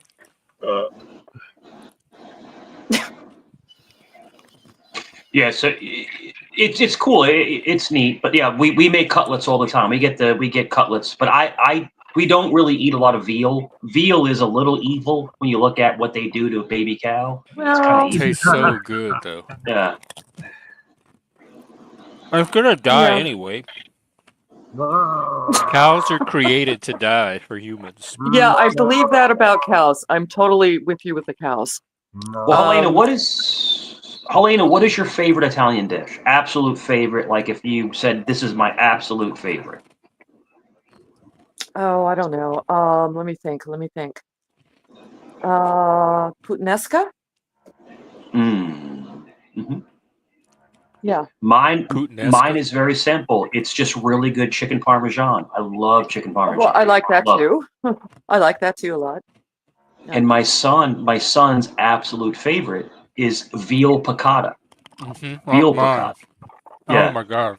I would eat that probably more than a steak. That is my favorite Goes meal crazy ever. for it. With the capers, with a little bit of lemon on The top. lemon. Yeah. They want to know how you make the brisket. I cheat. I just let the crock pot cook it. So I season it up, put all the vegetables in there. I put beef stock in there, and then just let the crock pot do the work. So crock pot, I think this time around it was 4 to 5 hours on low. So you just basically dress it, put everything you need in there, and just put. And when I do the crock pot, I do it where I put tinfoil under the top and then seal it so it's there. There's no steam coming out, and it just it percolates inside that crock pot. Because if you don't seal that crock pot top, you'll get the steam escaping, which will shrink the beef down, which will make it drier. You got to make it like vacuum pressure. The crock pot, though, the crock pot is, I mean, that thing is just amazing. That's how we used to do it back home in the crock pot. Amazing. And we used to make, now, Jeff, one of my exes used to make chicken and dumplings. And they would make it in the crock pot. They would get all the, remember the biscuits that you have to break the thing? Yeah. That was my... Yeah. So to this day, my ex will still make fun of me because I was terrified of the exploding can. I was terrified of it. Yeah, not terrified, but they made me nervous. Yeah. Same as opening a bottle of champagne. So I would drop. Poke my eye out. I always think they're gonna like shoot out and poke me in the head, but that's stupid. You got this big guy, right? You got this big guy with a can of biscuits, throwing it on a table and running out of the kitchen because I'm terrified. Yeah, I can't explain it. It's like, oh my god, it's gonna hit me in the eye. Yeah, it was. I would hit it on the counter, but I would stand back because it could pop. And they would make fun. They would make fun of me. Oh, what's the matter? You're scared of the biscuits? They're like. No, I don't like it. It's an uneasy feeling. An exploding can. Under pressure. Yeah. But she would make the carrots and the peas and everything else with the gravy, and then they would take all those biscuits and they put them on top, and they put it in the crock pot and cook it. So it wasn't like dumplings. No, it was like a shepherd's pie. It is, but with chicken instead of lamb. It was chicken pie. Oh, yeah. Mike, you know that's garbage. Speaking of, you want to hear a crazy story, man? Like, I'm watching this thing about this weirdest deaths ever, or whatever. Fucked up. Was this going to be gross? Well, it might be. It has to do with pressure and a office chair. Mm. So this guy. Was it from busking? Was it a busking death, Bmore? No, that doesn't really happen unless somebody gets him up. No, this guy was sitting in an office chair and he was trying to pump it up so it gets up. So it's like at this air pressure or whatever, and pumping the seat up, and it totally destroyed him. His undercarriage. That's all. Well, how did it do that? I don't know, but it totally did. I think it killed him. And just try to pump up a chair. Yeah, there's a couple videos. Bmore, did you ever see the video of the guy in China inflating the tire and the tire explodes and it ended up K-wording the guy? Yeah, he was. Yeah, dude, that's. How did we get? He was inflating all that delicious food? Yeah, he was putting air. He was putting air in a truck tire, like one of the really big truck tires, and he overinflated, and the tire exploded. And I guess it K-worded him. Yeah. Jeremy, I'm sitting on one of those right now. Are you talking about the office chairs? They can explode? I didn't know that. Yeah, this one guy, he died from it. Like I said. Oh my god! You guys remember Reebok pump? Jeff, you remember Reebok pumps? The shoes where you could pump them up? You think I had a pair of Reebok pumps? I had multiple pairs of Reebok pumps. I might still have a pair somewhere in the closet. Do they actually do anything? Do they give you a lift? No, it was all no. Bmore, it was all bullcrap. It was complete nonsense. Yeah, complete nonsense. Okay, is the chair okay as long as I don't move it up and down? Is that the only thing that sets it off? Well, I love celery, not less. Jeff, it's part of the Trinity. Yeah, it's rumored online that you have a Teflon butthole, so you might be completely safe from exploding chairs. What? I'm not familiar with that rumor. Who's need- talking about my Teflon online? You could get Well, an you know, anal guard. it's a Busker. Stop. Put some sort of metal in your butthole. Will No, that protect it? can we go back to the biscuits? Yes, let's Biscuits? do that. No, you know, I don't even know where we're have some. going, but let's go back. I have some in my fridge, and I know that when I try to open it, it's going to scare me. But one time I heard this story, and I don't even, it might be urban myth, but I heard that somebody had like a tin, you know, one of those like Pillsbury tins of biscuits Yeah. in their grocery bags, and they were in the back seat, and it was really hot, and they depressurized and hit the woman who was driving. Well, she was in a parking lot, but it hit her in the head. And the sound, she thought she got shot. And then some of the dough was there, and she felt the back of her head, and she thought that was brain. And so she just sat there for like 5 hours. But I don't know if that might have been urban myth though. I have so much sympathy for her. I was Well, already So going she to laugh got at her. she I got can't. something. So she heard a noise and she got something hot and gooey on her shoulder. So you sure that it was that, or was it just a Buskmore Thursday night? What happened? Either one. I'm gonna assume Hey, it was the untrackable, happy biscuit. St. Patrick's. It's already wild. Did in you here. did you guys? And I'm sure Helena knows this because Helena likes. I think Helena watches a lot of news and articles because you're like an information junkie like me. I love to watch like news articles.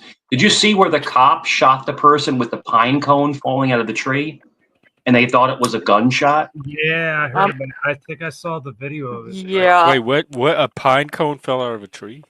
A pine. So Yeah, you're gonna have Jeff, to explain it, Mike. okay, so Jeff, a cop is on scene, comes on scene. He's on scene for something. He hears a noise and thinks it's a gunshot, and then shoots somebody. But it was a pine cone falling from a tree. Okay, He must so have been fucking high. Or if you can't differentiate a gunshot from a pine cone, you probably shouldn't wear a badge. It fell on the hood, Jeremy said. Yeah. Okay. Oh. that could Maybe be, it did sound like something. It could be a But who result did of he shoot? CPI. He shot a person he pulled over. Can you find it, Jeff? What do I Google? It happened, cop and there's a video of the acorn. cop camera, the cop camera, the actual video from the cops. Yeah. U.S. police officer shoots at unarmed suspect after mistaking acorn drop for a gunfire. I just got to find one that I think is not going to be copyrighted. And it They're all wasn't from, loud. It major wasn't news Here we go. Associated Yeah. Press. It wasn't like boom. It was like a thundering boom or something. It was like no. Like you should know that that's not a gunshot. Like a blink. Let's see. Blink. That's a gunshot. Blink. What's that He's walking. noise? Shots fired! Shots fired! Shots fired! Wait, I don't Shots understand. fired!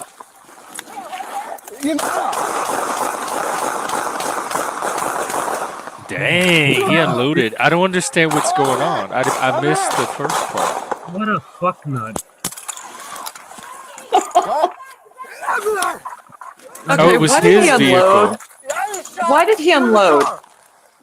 Because he thought he heard gunshots, but I didn't even hear anything. Yeah, he's still overreacting. She's just calmly filling out the paperwork. Plucking her head. What's up with that? What? Where? Right there? God damn, dude. Jesse! Jesse, are you okay? They're so calm about this. Get in the house! Jesse! Is this just Get an back, everyday get back. Where is he? day in their Where is neighborhood? he? And see, she fired blindly into the situation where she didn't assess the situation. She just fired automatically. Yeah, I was thinking the same thing. Yep. No assessment. Jesse, come back. Mark vehicle right there. Dude, am I hit? Those ugly pants they make him wear. And my Were they legs went numb polyester? when it hit me. All right. I don't know. My legs went numb for a second. I heard a pop come from. Go this way. Oh my You god. move. I heard a pop. I got I it. didn't I got hear it. the initial My sound. hit, Let's see. the acorn hurt. I hear somebody walking in like squeaky shoes. Touch fire! I didn't It's hear a very- sing. Did y'all hear anything? No. Yeah, it's like a little. It's a little tap. It's like a little tap. It's not a gunshot. It's a little tap on his hood. All I can Yeah, it's like Okay, it's Mike. like yeah. Oh, My question. happy St. Patrick's! Who is that? Sponge creature? Oh. That's, No, I had a question for Mike. Sure. Do you okay, so you were a cop. Do you guys get a psych evaluation? All right. So I'm it's Excellent serious. question. Yeah, it's different. It's different now, but yes, you have 2 psych tests. You have one right after the interview coming on, and then you have another one 6 months into being on. So yes, there are multiple ones. Ah, And then if you're involved in any shootings or any kind of physical altercation, they'll also give you a psych eval to see if you're able to process and handle. So yes, you may go through multiple ones, but there are two that I know of that are mandatory when you first come on, and then 6 months after you come on, after your probation period. Like what kind of There's- test? It's a gamut. So what they do is they'll do stress tests. They'll ask you very uncomfortable questions. So it's to see an your- actual It's not like a written test. It's a person talking to you. It's a person Interviewing talking to you, but they're filming the entire test. And then when you come on, you do take a polygraph. You have a full polygraph when you first come on, and then they can give you a polygraph if you're involved in a shooting or anything like that. They can also give you a polygraph as well. Now it's not admissible in court, but it basically discerns any kind of misinterpretation on your character. They want to see kind of where your head's at. But back in the day, 23 years ago, when you were a police officer or corrections or anything like that, or a sheriff's deputy, they would interview your parents. They would interview your family. They'd go and talk to your neighbors. They used to do this back in the day. They wanted to know who exactly they're giving a gun and a badge to years ago. They don't do that anymore. It's much more black and white now. So that's why you see a lot of really bad officers now, because Well, There's yeah, something I was like gonna to add say. to this as well, and that is everything that I heard about this case was this Yeah. police officer was a former special forces officer. And I don't think you make it that far with that much experience without understanding what a gunshot is. Because for you to not hear the bang, that shot would have had to been from forever away. You know what I mean? Sure. Maybe he went into some kind of flashback track. Maybe he went into like a flashback from something, and he just lost his footing. But then the woman, not his partner, but the woman officer, just opened fire without even checking the surroundings. Yeah, she was so Just calm opened about fire out of nowhere. And that's the thing, is that they're not discharging one round. They're 10 to 15 rounds from both of them. Yes, and this was if you look at it, they had already dealt with the subject. They had already patted him down, handcuffed him, put him in the back of the car. Then this officer hears this sound and unloads onto his own vehicle, and then she does the same thing. Mhm. They did not hit him.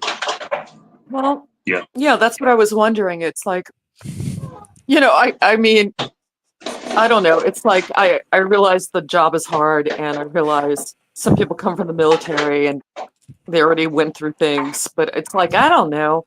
Maybe you shouldn't be a tweaker and be a cop. That's just my, it's like maybe you shouldn't be. Yeah, I don't maybe think you shouldn't- should be a tweaker and be a cop. You think he was a tweaker? I don't know. I didn't hear anything. I guess he heard more I being mean- there than I heard on the video, but I would Well, need more nobody to has a go off perfect of. nervous system, but I mean, I don't And know. also there's it's part of the principles of firearm usage is to acquire a target. So even if you do hear a gunshot, you don't just turn around and discharge in just Right. a random direction. You first Yeah. you protect yourself. You take cover. You get behind a solid object, and then you try your best to observe where it's from. You don't just shoot into nothingness. Well, they You know what both I did. mean? They both shot at the police car because of this. Oh well, we put a subject in there, and I heard a noise, so it had to have come from there, right? Yeah, Fuck yourself. That's weird. it's Yeah, I fucking think so too. it's insane. They like he's like shooting at like basically no target. It's like what is he shooting at? It's just like what the fuck? No, he's just. Oh, I heard a noise. I'm gonna go just shoot straight up in the air. Oh, I hope I got him. Those bullets will come down on me. I swear. One of the biggest things, if you look at the optics on those firearms, so in other words, when you were a police officer or anybody was a sheriff's deputy, police officer, corrections, whatever, way back in the day, you didn't have a scope on your handgun. So you see those laser sights that they have on top of the firearm, those are deadly precision. I'm like they can put a round downrange like it's nothing, so her to openly fire like that, I was like, whoa, like that's crazy. And they're usually using 9mm. I think those are Glock 19s. I think they carry a Glock 19, but some officers carry 45 calibers or 40 calibers. Like we carry Glock 22s, which are 40 calibers with hollow points. They will rip you apart. A 40 cal bullet is no joke. But just to randomly fire 10 to 15 rounds at a car, I mean, like Jeremy said in chat, like it can go past the car and go half a mile down the road. You're just firing just at random stuff. And they were in a like an apartment complex condo area. And like you said, like I've hit targets from 300 meters before. Sure. And here just 50 to 100 meters away, you've got people living in the house that's beyond that car that you're shooting at. So if he missed the car, it's most definitely going at least that far and through the wall. Mm-hmm. I wonder if bullet will carry. I wonder it's people don't. Yeah, people don't. Yeah, you know what? I'm gonna come back real soon, you guys, or I'll try to. I'm just running an errand now. Okay. But I'll try to come back. Okay, so thank you. See ya. Thank you. Nice talking to all of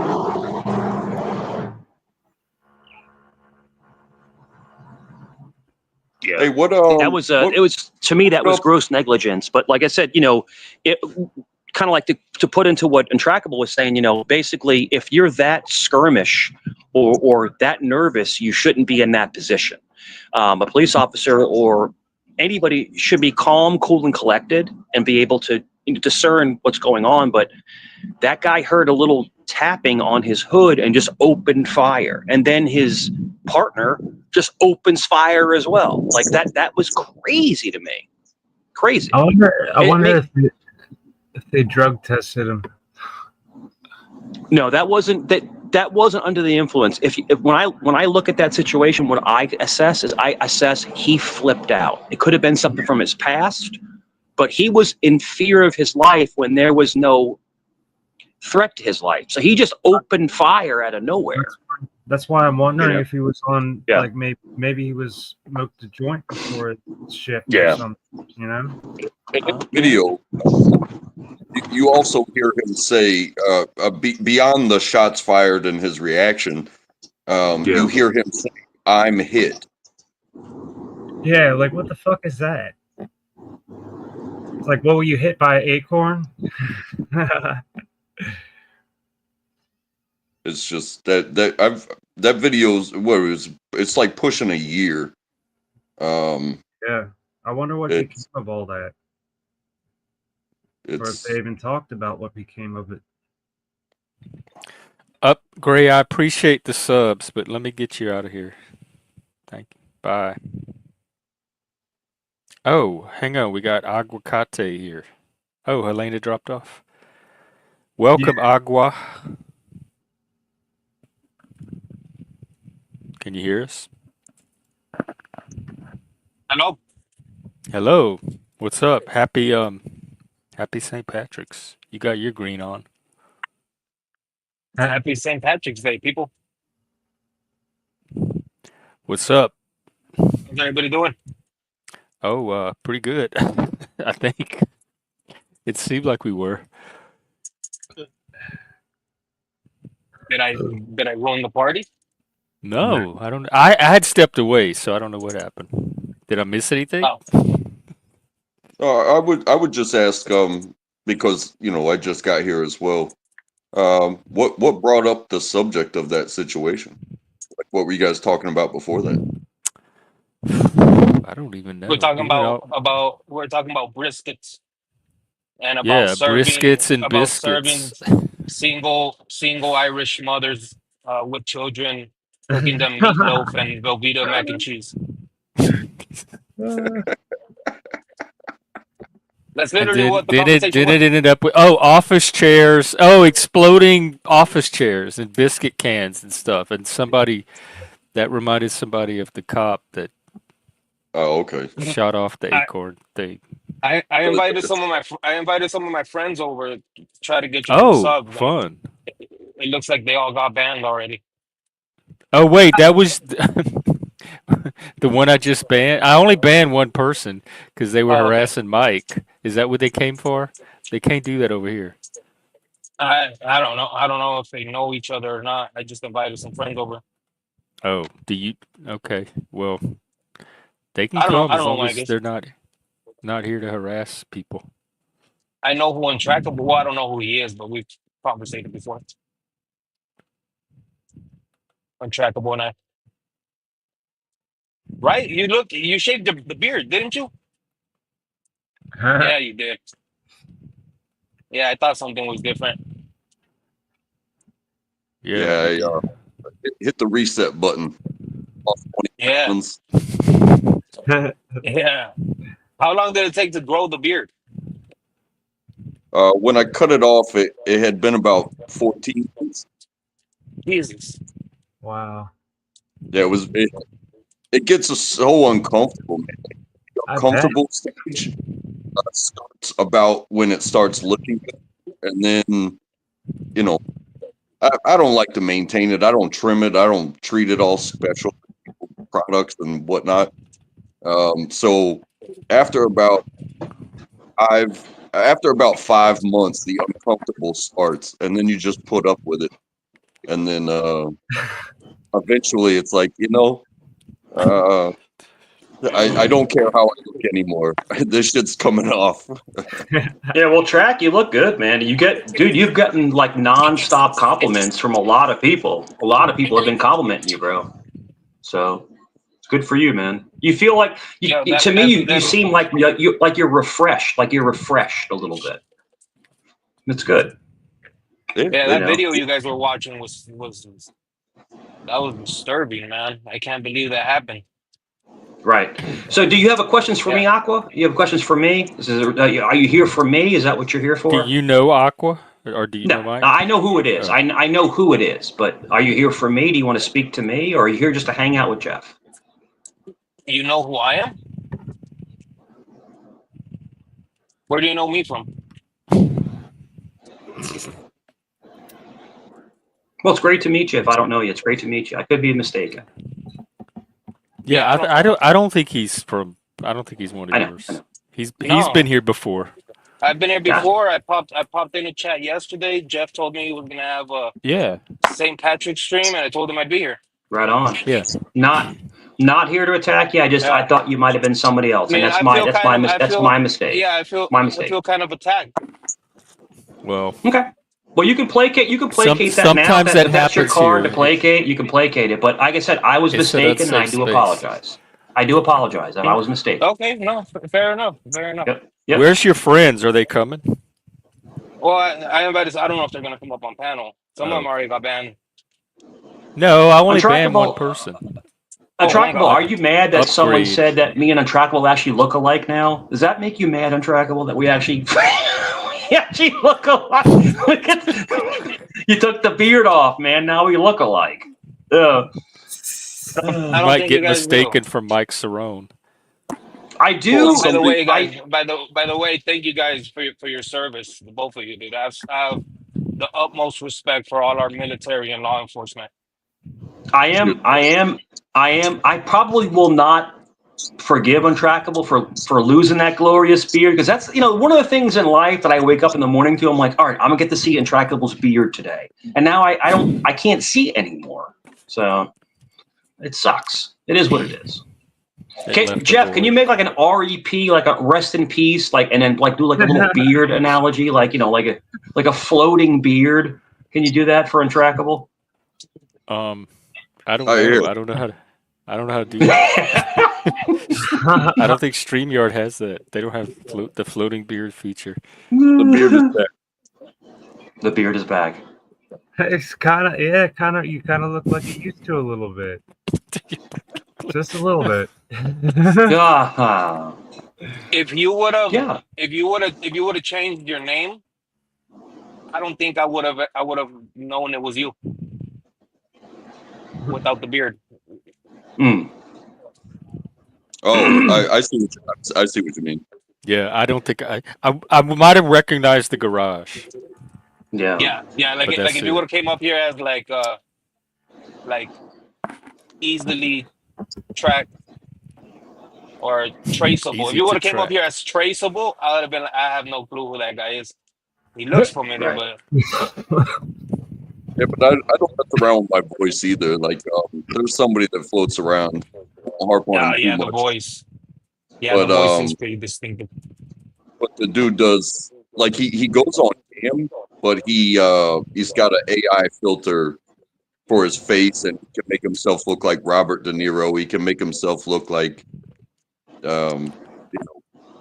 if you take a famous face where there's many pictures of it, it's like he can AI himself that way, and then a little tweak of the voice and a change of the name, and but people like that cause him, and then they kind of they kind of demand a certain type of recognition, like, oh, let me on panel, blah blah blah blah. But when you are an inconsistent person, you won't be recognized, and you won't build trust to be able to show up places. You know what I mean? Yeah. Because like if I did panels and you showed up out of the blue, I'd be like, oh, I know this guy. I've seen this guy before, right? But anyways, I remember why I came up here now. I remember you guys were talking about the video and about how the woman officer just unloaded, and I've seen a lot of videos of women officers. I don't know if I'm alone in this, but I feel like they usually the ones who are quicker to power trip. And they're tiny, the ones I've seen. Yeah, and they're always angry. Yes. They're always angry, and it seems like they're always escalating shit that doesn't need to be escalated. The Karen personified. And that leaves two, like, okay, that guy felt however he felt about what he heard. He did a combat role, and turned around and mag dumped his own car, and then said, "I'm hit," and yelled at her, talking about shots fired, and he didn't acquire a target, and then she responded also without thinking for herself or acquiring a target. She mag dumped the car as well. I mean, like, she was like shooting, like it could have been anybody on that. And she was so calm about it. Yeah, it's like, what the hell, man? It's like they some sort of zombie zombification of their minds.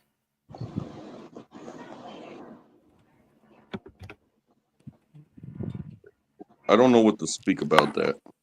It's such a hard thing to watch because again, you never know what's going through someone's mind, but it's the basic principles of the training before you even get into the situation. Like, this is your tool. This is how you use your tool. This is when you use your tool.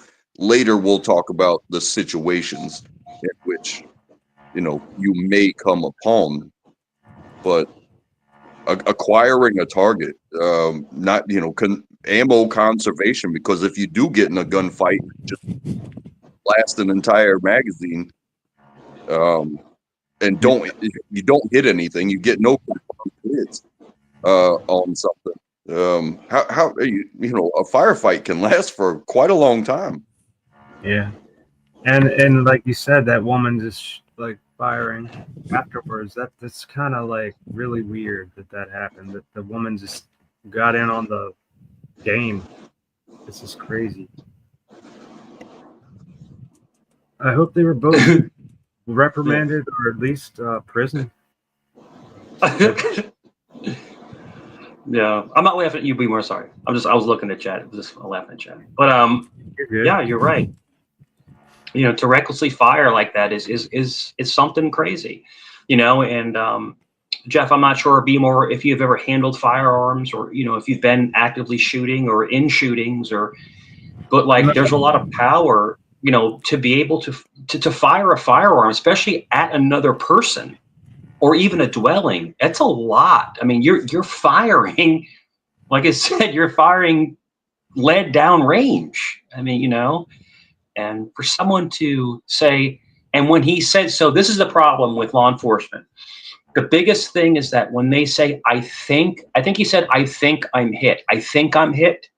Once you hear that their senses are completely awakened. In other words, they're just going to start firing every which direction because they may be next. But he was never hit. But didn't he say, I think I'm hit? I think I'm hit.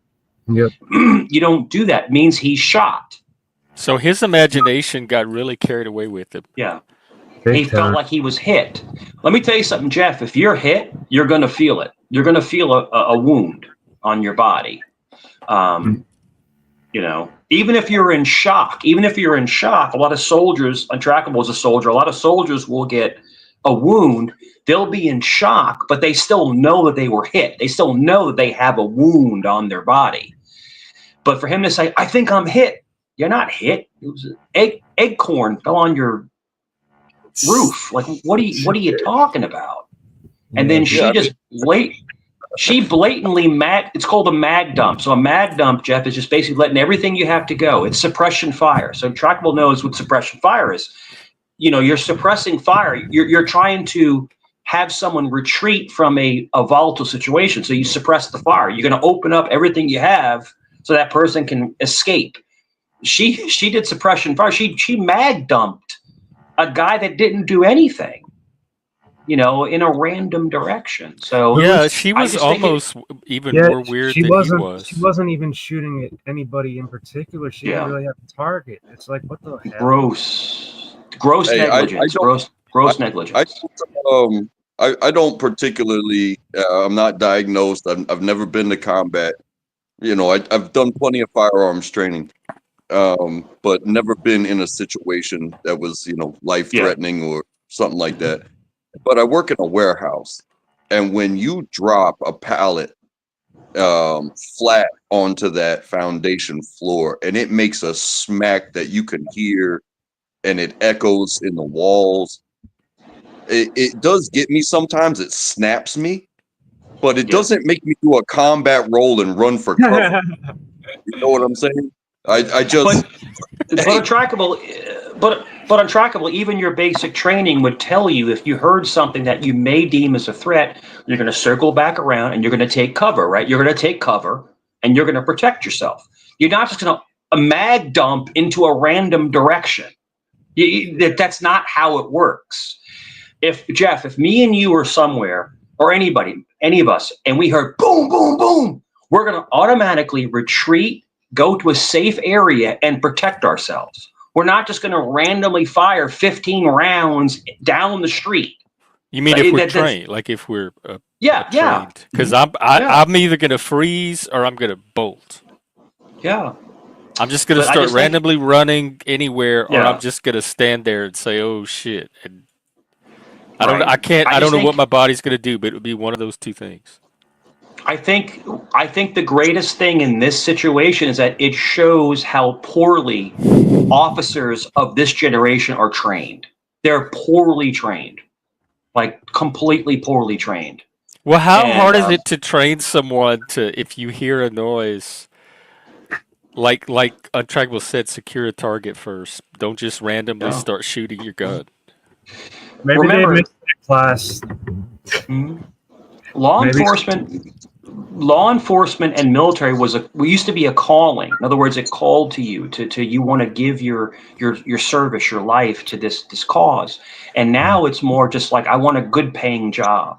There are so many officers that get hired on that should not be in that position. Because let me tell you something, anybody listening, okay, 25 to 30 years ago, if you were an officer, you made under 30 grand a year, under Oh my God, 30,000. I used to make more than Okay. that. Under, okay, but you had the opportunity to work off duty and make $20 to $40 an hour off duty. So off duty pay is what carried you through your career, because you didn't make a lot of money on the city payroll, but you made a lot of money in the civilian area. You could work. I'll give you an example. They would hire sheriff's deputies and officers for concerts. Like, you have the concerts, and Yeah. they'd have officers and deputies in the parking lot or like backstage, and you're just hanging out, and you're getting $30 to $40 an hour just hanging out. Yeah, But that that's how you made your money. So if you did 10 to 15 hours a week off duty, then now you're okay. You can pay your bills. Now you're fine. But without that overtime or that off duty money, you know, back in the day, that's why so many officers stole money. They robbed people. Money would disappear, gold would disappear. I mean, let's just talk brass tacks. Cops would steal too. They would, because they had to, because they weren't being paid anything. So how can you sympathize if a cop that would save your life steals some money from a drug dealer? Is he really as bad as the drug dealer, or is it all just the game? I'm just saying it's a good question to ask, morality wise. I don't I assume most cops are there to do a good job and do the right thing. And so I don't know, I guess I'm just very trusting. But Jeff, remember, they make really good money now. But back when you didn't make good money, you had to figure out a way to pay your bills. You have this badge, you have this gun, you have this authority, but I'm making 28.5 a year. So how do you pay the bills?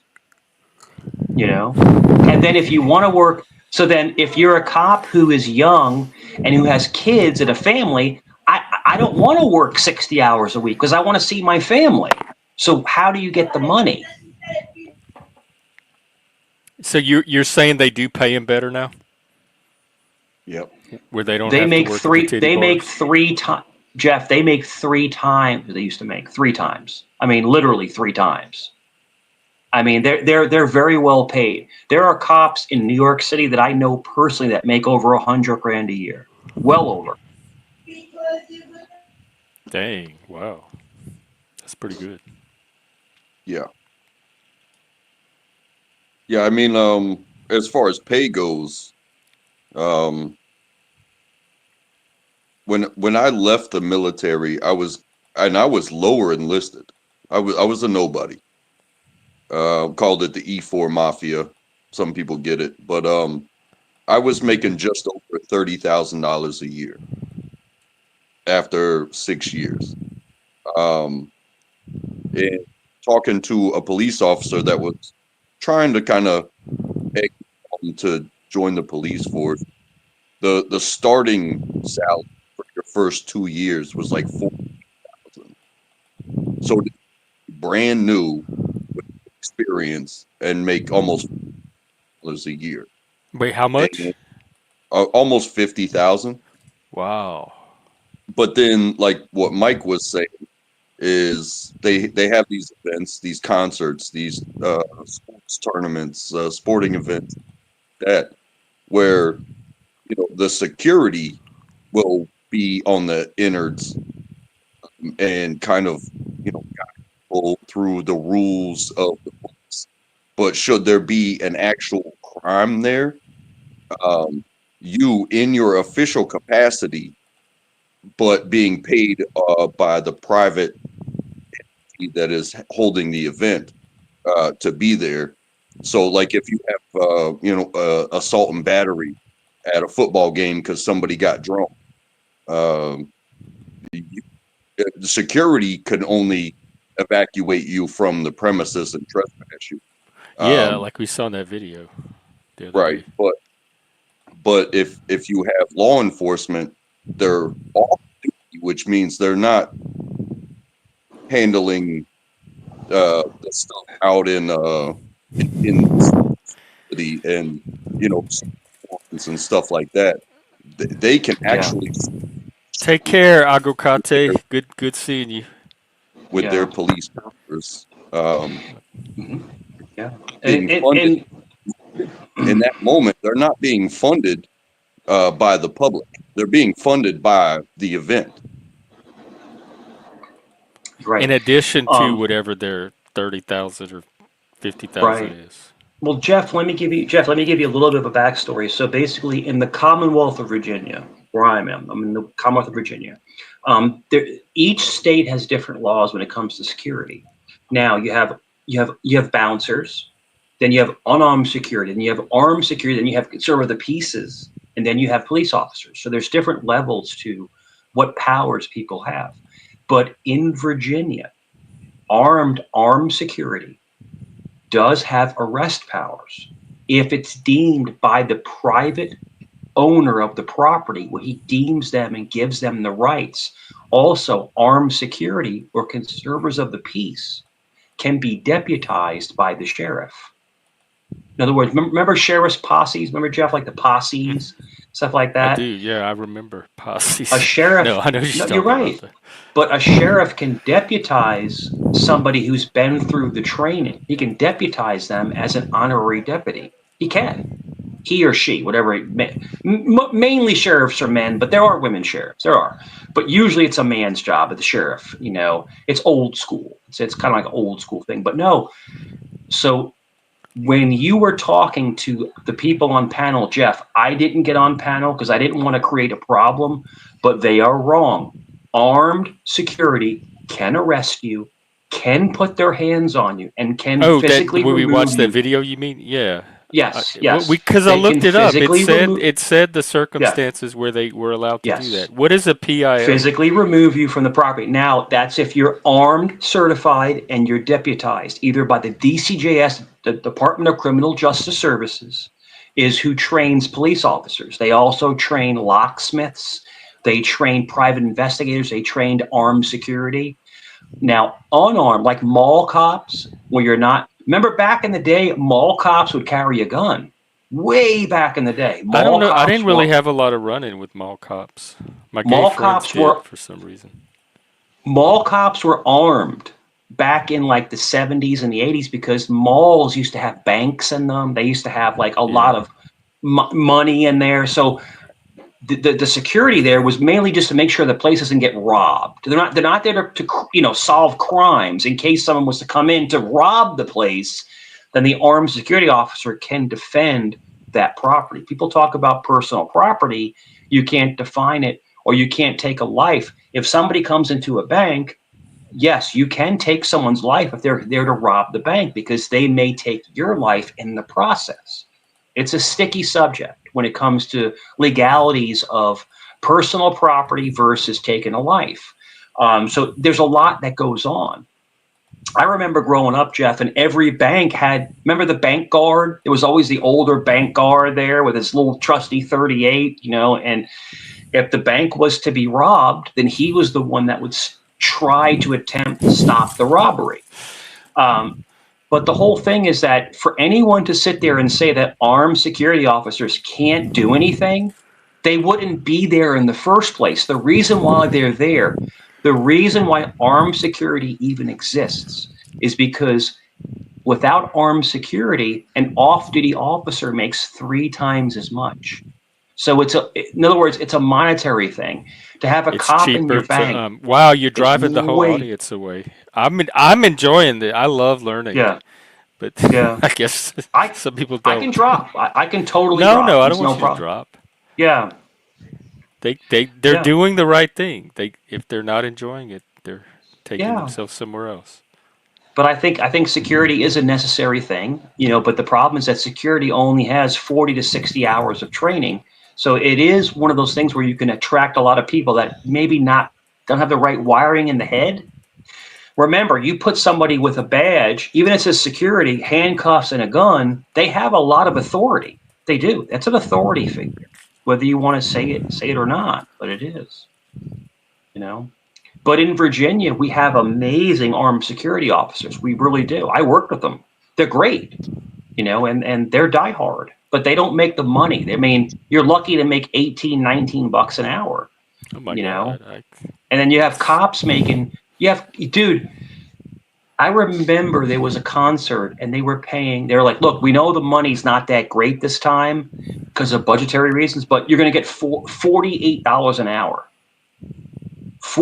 Almost 50 bucks an hour you're making to stand there, just to stand there,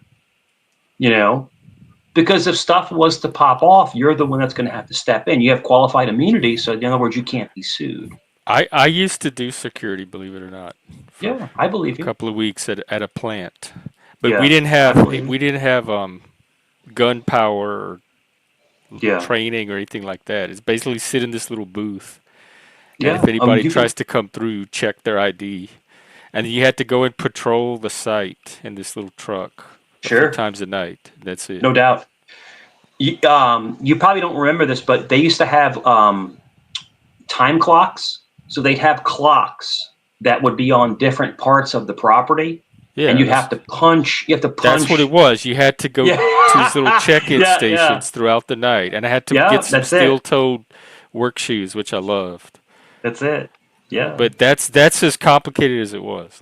But it was and a it's great, security guard and was the title of the position. anybody listening, any kind of security is welcome, because the best thing, people always want to make fun of law enforcement or security or make fun of anybody that they don't need. But once you need these people, they're your best friends. They're I your love. savior. You know what? I've been watching on YouTube lately. It's one of my new favorite genres. It's the Karens that Yeah, get arrested, and it's just like video after video after video yeah. of crazy women throwing fits, and the cops have to cover. Sometimes they're drunk. Those cops, my respect for them is like up to here. They are so Did you hear conscientious. that? They're patient. They're professional. They're trying to do to do the right thing and do the best they can in the situation with this crazy lady. Like, my respect for cops is just going up from watching these videos. It's I think amazing. most cops are really decent people that are They trying to are, keep the and public safe and do good jobs. Jeff, the biggest thing, and Untrackable, I'm so sorry, Trackable always gets on me because I talk too much, but I love hearing what he has to say as well. But Yeah, he could cut it. Like, everybody knows they got to fight for the yeah, mic here. Just grab it the and cut it. biggest, well, especially with me, the biggest Yeah. thing is that the generational gaps. So if you look at policing or any kind of enforcement, it could be parking enforcement, it could be a city worker. But if you look back 25 to 30 years ago, it's totally different than now. We're talking about, working law enforcement with no body cameras, with no smartphones. All you had was your firearm, 2 pairs of handcuffs, and a can of mace.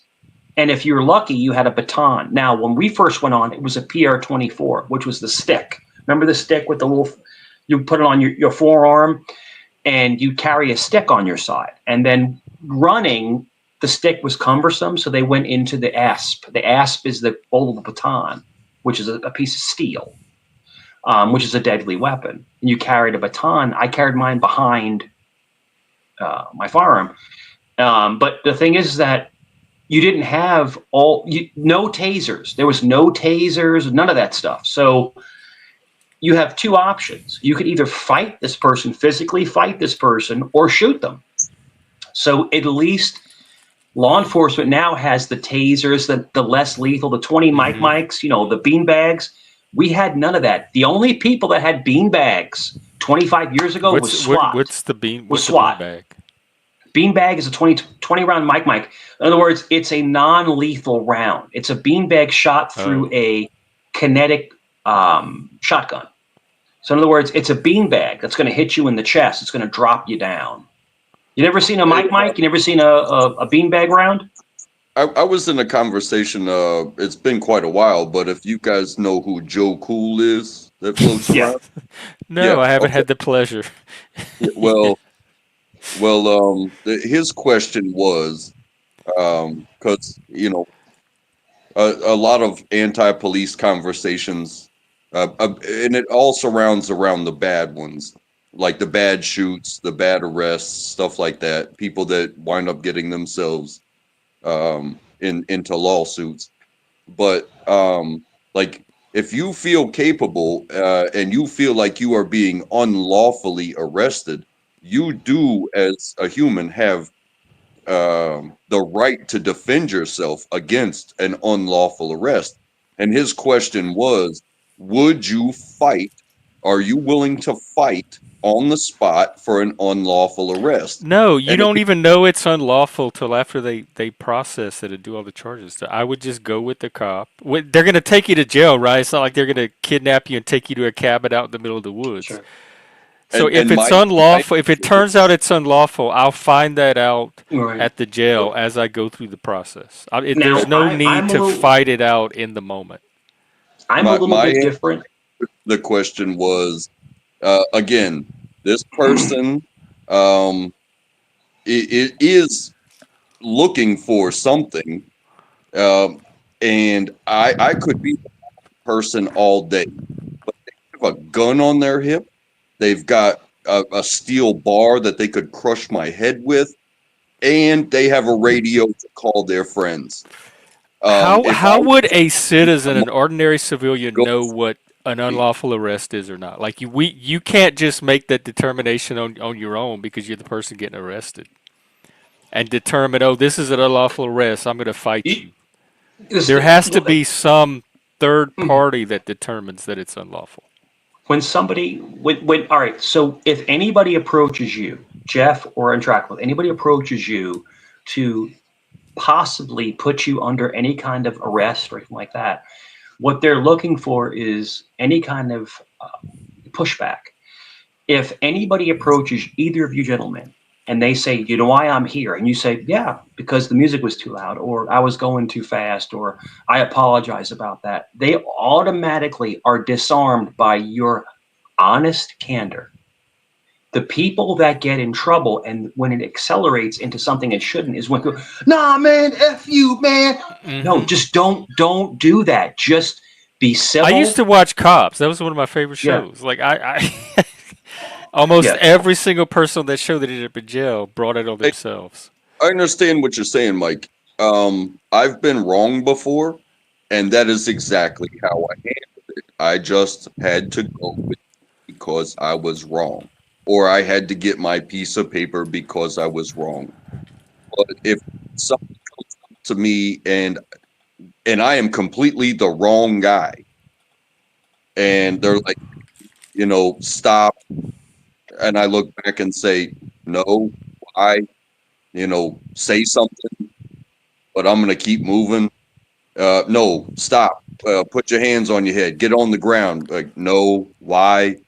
But again, you have these choices. And when somebody has a gun and they perceive themselves to be right in that moment, I'm going to choose to live. You know what I mean? And I'm going to get on the goddamn ground if they say it, because hey, if you've got the wrong guy, we will figure this out. Yeah. But I'm not going to egg you on to beat my ass to where Yeah. I have to sue you now. I got a great analogy to that and kind of tie into. So remember, you heard me earlier when I was talking about I dated an Irish girl. Remember, you heard me say that earlier. I dated an Irish girl. I mean, Irish red Italian. hair. She was Oh, five. the other, yeah, the real Irish Yeah, girl. 100%. She was 5 foot tall, 5 feet tall. I mean, she was a little Irish firecracker. She was a cop. She was a police officer, and she worked in a very dangerous city, like the toilet of Tidewater. Like she worked in one of the most dangerous cities, and she took no crap off of anybody, no crap of. But the way she did it was because she was smaller. She came in with a dominant attitude, but was very fair. Was very fair to people. Didn't put people down. Didn't make fun of them, but came in as in, I'm in charge now. Listen to me. She came in with I used to call it BD energy, big dick energy. You know, you bring a big dick in. No, hear me out. You come in with a big dick energy. And when I came on any kind of scene, I had a big dick energy. Hey, stop.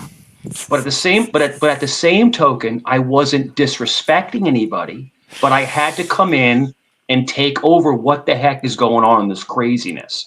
But I think a lot of officers now don't know how to go between being the dominant personality, but also being respectful at the same time. And that's a balance.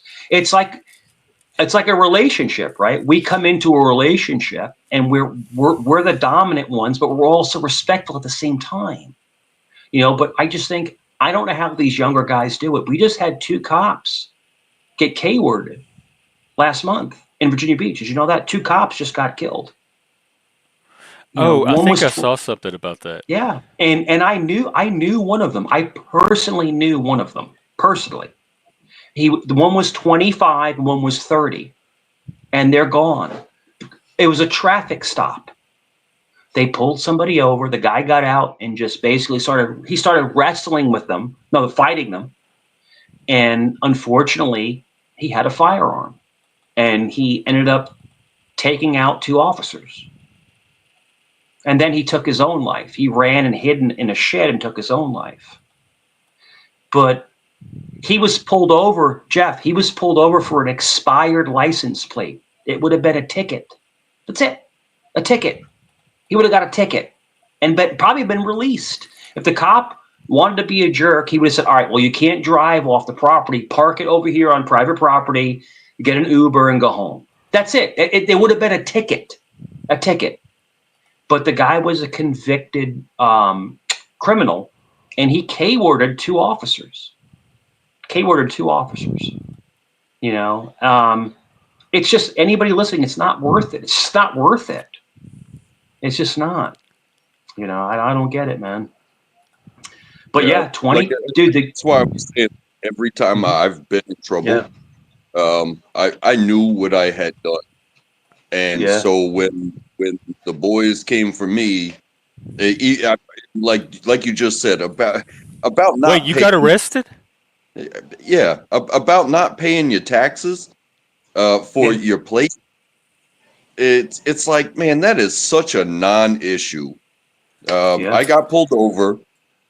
The officer asked. He didn't even ask for all of my information. He was like, hey, show me your registration card and your driver's license. I don't need your insurance because it's not an insurance issue. You know, it wasn't a traffic violation. This was a tax violation. So he wanted to confirm with my registration card that attached to my plate to prove that it was expired, and that, like, because sometimes people pay, but then they don't put their sticker on. Whatever. This traffic stop didn't take 5 minutes. He gave me a pamphlet suggesting, gave me the whole route of how to pay my registration and then how to depose the charge so I wouldn't have to go to court. You pay your taxes, you don't have to go to court, like a fix-it ticket kind of thing. Oh, yeah. So, Sure. What am I gonna do? You I got my baby in the back seat. You think I'm gonna shoot out with the cops over taxes? So No, So no, I'm sorry. I want to live today. untrackable. I think I told Jeff this a couple of years ago. I got pulled over for speeding, right? And it was the first time I was pulled over in like 18, 19 years. Like I haven't had a ticket in so long. You know when you have those country roads where they go from like 25 to 35 to 45 back to 25, like they get you in that little span, you know, that little. In other words, I was going 16 miles over the speed limit. And it was two motorcycle cops. They were on the motorcycles. I'm like, this can't be any more out of chips than could possibly be.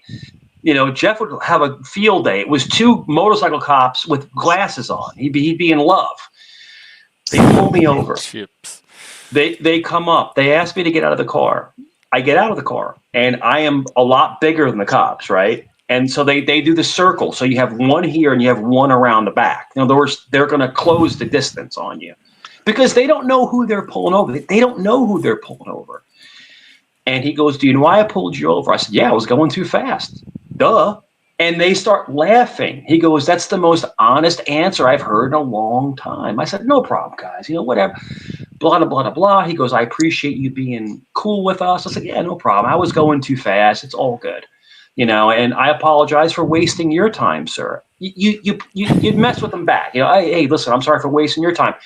Make a long story short, I go to court a month later.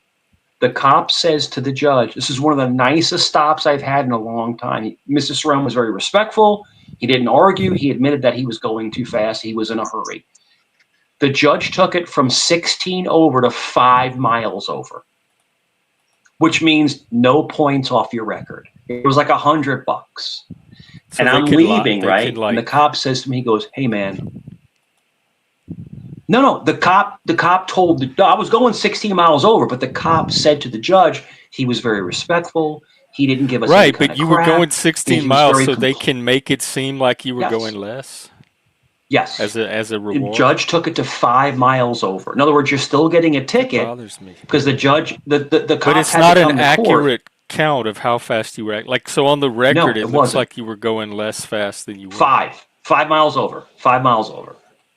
It's Because they have that power. But it's the whole point. The whole being a like a plea the deal. whole So if you commit murder, but you admit to the murder, Mhm. instead of getting life in prison, you get 25 But years. this is quantified, like, because it goes off of the radar. They shoot your car or your speedometer the whole or point. something. So This it's is the like whole it's point. kind of like a lie. It's not representing reality accurately. Yes. But what is a speed limit? Speed limit is dictated by a bunch of people that dictated that on their own terms. But the bottom line is this: the whole point of what I'm saying is that me being respectful and cool, they're like, yeah, he's cool. I'm no threat. I'm not pissing them off.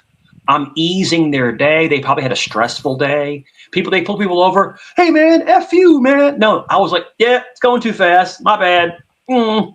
You know, but it was refreshing to the court and to the officer. So in other words, 5 miles over, no points off my record, pay $100 and you're good to go. That's it. But what the whole point of my story is, if you get pulled over or if you have any kind of interaction with an officer, whether it's a sheriff, corrections, a deputy, a police officer, just be respectful, be chill, and usually it'll go in your favor, right? Everything will work out just fine. But if you come out the gate being a jerk, then things go sideways. That's just usually. Now, are there bad people out there that are looking for a problem? Yes, we know that. But thankfully, there's body cams now that record those bad behaviors. You know, like the one we saw earlier. That was horrible behavior. They were completely wrong, and hopefully that man's family is justified. But usually, if you get an interaction with law enforcement and you're chill, usually they just try to move on to the next thing. Right. That's yeah. it. That's all. Sorry. Go ahead. But that was my experience. It was awesome. It was awesome. It was like the best. It was the best ticket I ever got. Like, it was just like, here, you know, pay this and that's it.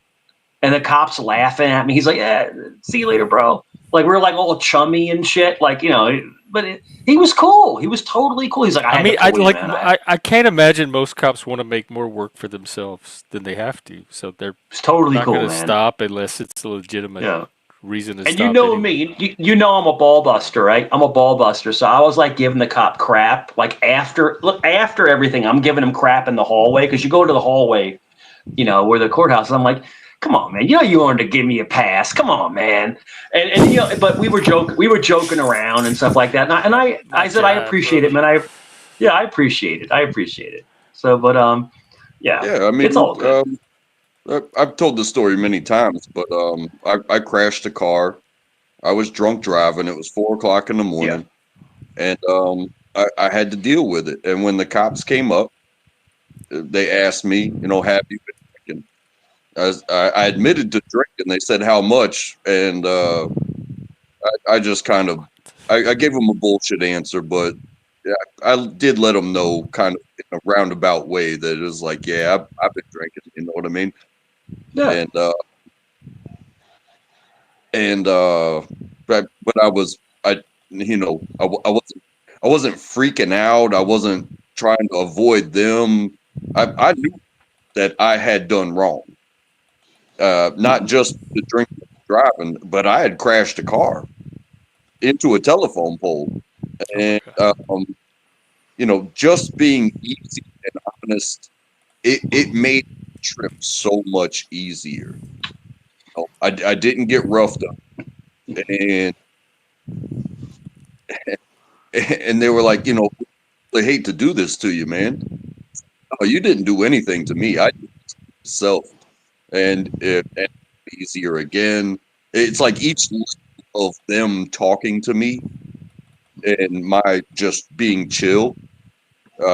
It just made each and every step easier. I still had to go through the process, but if I had fought or done something out of pocket, uh, or tried to deny it, when you're drunk and you try to deny it, it just makes you look more drunk. You know what I mean? Yeah, no Um, doubt. Because so they can find out.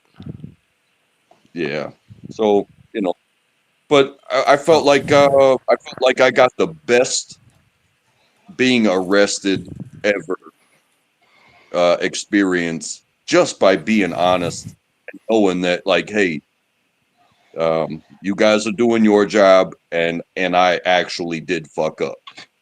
Now, It's funny yeah, because what's really funny, trackable is even if you're a large officer or you know you have all your stuff on your belt, the cop is more scared of you than you are of him or her. They're more scared of you because they don't because know what to. they You're don't know you. unpredictable. Yeah. They don't know what you're capable of. So once you disarm them with, remember, disarm them with a smile. Like that's an old song, disarm them with a smile. Once you make someone feel at ease, you're not a threat anymore. But I think the biggest problem is that a lot of the things that we see online, that you know, things that go awry when it comes to law enforcement or things like that, is that people come at them sideways and then they get defensive. Now they're scared, you know. So the whole point being is that if you're really chill with people, usually things work out just fine. And like I said, there are some times where it doesn't, but majority of the time it does work itself out. What do you guys think? I mean, it worked out. It worked out for me. Yeah. I you know, God bless the system and my position and how I treated people that were treating me, you know, for my failures. Almost like you said, those people spoke up for me, even though they had to go through that process to send me, you know, Sure. down that pipeline. Mm-hmm. And they were like, hey, I don't think I've ever arrested a nicer drunk dude that Yeah. just destroyed, you know, kind of deal like that. You know what I mean? I told you, I don't. Jackal. The cop says to the judge, he goes, "It's one of the nicest interactions I had in a long time." Like I'm a nice, like I'm a really nice speeder. Like he's like, yeah, I felt he that way was about some great. of the cops Yeah, he that have was stopped great. me. Like Yeah, how nice they were. Like this is the best being stopped by a cop experience that I've had. yeah. So because of Jeff's experiences, he speeds on purpose. He's looking for No, some I don't. hot cop daddy. You looking for a hot Sure, cop daddy? but I You have know. no problem getting arrested. Like if all they're doing is taking you to jail, that doesn't mean that Yeah, you're gonna stay there. Anything's gonna happen from there. So if I think that there's a mistake or it's unlawful or whatever, I'm willing to sort that out at the jailhouse. I'm sure. not gonna Yeah, fight to keep from going to jail. It's not a big deal no for me doubt. to go get And it's processed through jail. and it's really hard with the women officers. It's really hard, and I know some women watching or listening are going to get mad, but it is hard with women officers. I had to work with a woman. I had to work with a woman one time, and we were in a really bad area, and she was pretty shitty. Like she wasn't like assertive. Like she, this little lady, she's a lady, a little lady, and she just wasn't trying to put her hands on people. And we're getting into like a physical altercations, and she's just like sitting there watching, and it's like, why are you even here? Like, like, well, if you're not going to scrap with me, what are you doing? And it was tough. It was really What tough. did she say? Working with. Oh, well, I don't want to get in trouble. I'm like, well, okay, well then don't wear the uniform. Like, I don't want to if get in trouble. like in other words, we went somewhere, right? We were at the social services building off of Granby Street in Norfolk. See, the details, I'm not making this up. We're at the social services building off of Granby Street in Norfolk, right by the courthouse. And the person was highly intoxicated, and they were in line to go to the Union Mission. So in other words, the mission will give up to 50 people a night a room for the night, like homeless people. And this person, they will not take you if you're highly intoxicated or you're under the influence. If you're high, they're not going to take you. They don't want the liability of having somebody under the influence at their mission. So we were like, look, I was like, look, you need to, you can't, unfortunately, man, I'm sorry, you can't, you're not going to be able to be admitted tonight because we were called there. So what does he do? He just hits me. He swings at me. I'm like, this is a bad idea. For him, it's a bad idea. And it was in the winter time. So we all had coats on. And I remember I pulled his coat over the back of his head. So I covered him in his own coat, and I had to put him on the floor. And she's just standing there going, I'm like, are you going to help me? Like, what are we doing? Like, what are we doing? So I was able to get him, and he subdued. And then, unfortunately, he ended up going to jail because the sergeant showed up. But yeah, but she just stood there and watched me wrestle with this guy. It's like, you're not going to jump in? So it was wild, and it's something silly. It was.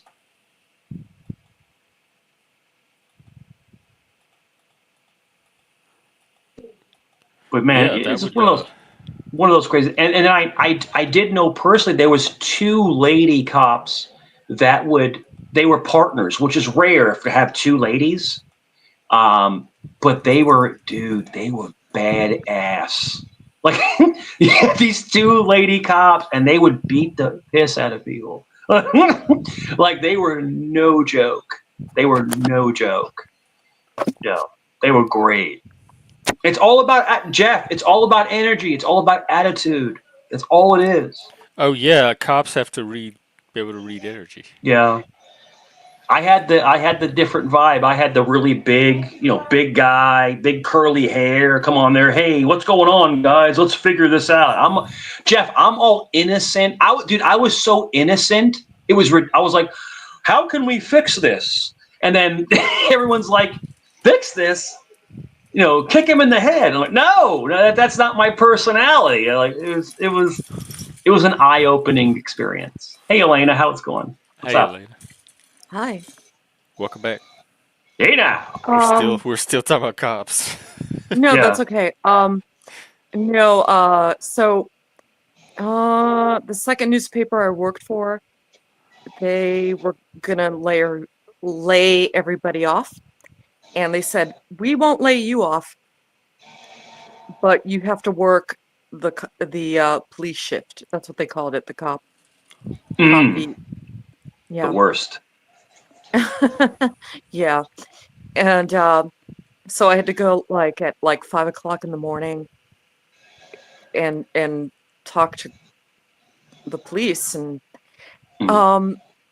so they didn't know me. I was new to that beat anyway, and they didn't like me. So can you talk about like I mean, I know I could cops don't like reporters. So Yeah. and I can get why you don't like Yeah. reporters, but I wasn't trying to cause any problems. I was just like trying to collect information that was Sure. public anyway. But they I don't know, they were kind of, for a while there, they were kind of nasty to me. And Yeah. it's like I'm just trying to collect this information, and and sometimes I saw them withholding. Like I went to one guy and I said, "I don't know, did anything happen last night?"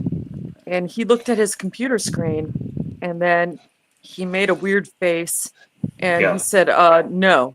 And it's like, okay, I think he's lying, but there's nothing I can do about it. Sure. Okay, can you talk about that? Yeah. So one of the biggest things is that, and remember, there's errors in how you work, like computers and stuff like that. They were only to really finalize convictions. But like, remember, there was no smartphones, there was no body cameras back in the day.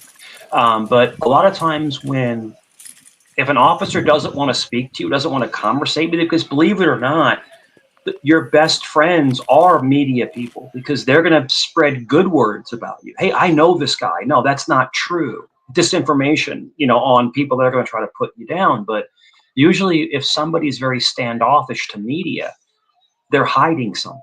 They're hiding what's really going on.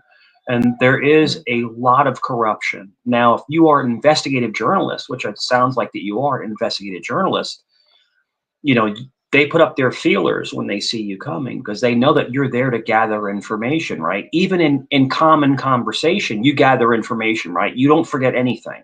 Like, you pick up on everything someone is saying at all times. And it makes people nervous that are hiding things. So yes, you're the enemy of anybody trying to hide something, if that makes sense. Mm-hmm. Jeff, what are you laughing about? Oh boy. Should I even see these comments, Jeff? Oh my God. Lepra cilantro. That is so. Sorry, y'all. I have questions about the cop that said nothing happened. Can you tell him that you think he's lying? Like, I don't believe No. you. You're a Are you cop. Something kidding? always happens. Or can you say, show me your computer screen? I don't believe you. No, I can't do You just that. have to take his word for it? Yeah. Yeah, what am I gonna do? What am I gonna do? It's gonna be like, Tell him, like oh what yeah, I you're just said. oh Like, I don't believe you, sir. look, okay, so you have somebody. You're a cop and nothing happened all night. Well, okay, look, so this is a person who's like, he works in this county, he works there. Okay, so what am I gonna do? Make him hate me? Make him call my boss? Make him, What's he gonna tell your boss? I told her nothing happened and she called me on it, so I had to tell her the I've had truth. stupider things happen than that. One time, I called a female cat a male in a story, and somebody called and said, "That cat is female. I demand a correction." And I told my editor, I said, yeah, Ray, I'm not writing a correction for this. The cat doesn't know and the cat doesn't mind. And who does? And I'm not doing it. So, yeah, I mean, this is all like psychological warfare. It's Yeah, that's you gotta. You got to play. But I didn't mean them any harm. The Well, police I was trying to. you're a bad psychological warrior. You have to harm them Well, at some or point, be willing to harm them. yeah. Is there a word for a female cat like there is for a dog? What do you mean? Like we have a specific word for a female dog, but is there one for a female cat? What do you mean, bitch? Yeah, is there like a cat version of bitch? Yeah, I don't know. They don't really. Gosh, Guess I the never AI heard. would know. But no, they were being silly. People are really. I was working in old media, so people can be very petty. Catty. And Bitchy and so, catty. yeah. But what Queen, what cuz to me if you're a journalist and you're trying to get information, you're going to have to be aggressive with people cuz they're always going to try to, or not always, but there's going to be times when they don't want you to have the information or they're going to try to Yeah, I know. blow you off or downplay things. But the thing is, anybody who's, not even if they're a journalist or a reporter or whatever, that public information, anybody off the street can get it. That is available to you. Okay? That is available to you and you have a right to it. Yeah. So I don't, and, I was just trying to be nice. And, in the later stages, they got used to me and they realized I wasn't crazy like my predecessor. And they were nicer, but at that point they laid me off. So, So they were judging you by the person that had the job before you? yeah, Oh, yeah, that's not fair. That's a bias. I guess, yeah. But I didn't mean any harm. I was just asking for stuff that would be public information anyway. Yeah. I wasn't trying to get anybody in trouble. It's just like, all right, just. But for a short time, that was not my typical beat, but they said if I did it, they wouldn't lay me off. They laid me off anyway. But this place didn't have a union or employee contracts or anything like that. So I said yes. And I don't know, it was really stressful. Yeah.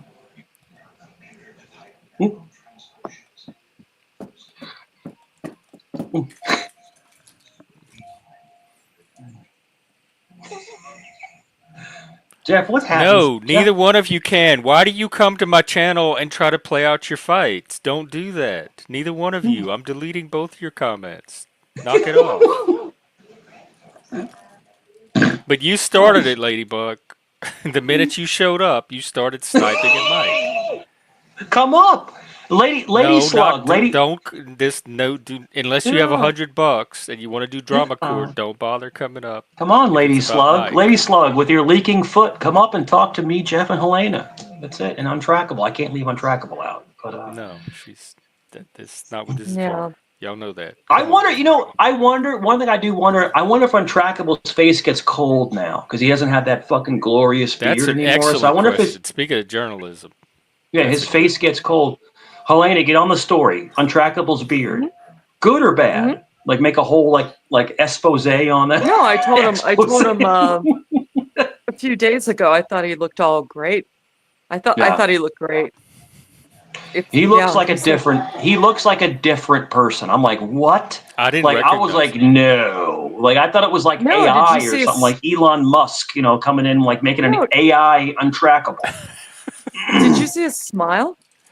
Yeah. Yeah, it's wonderful. And yeah, it's because he cleared away, some of the beard and you could see it.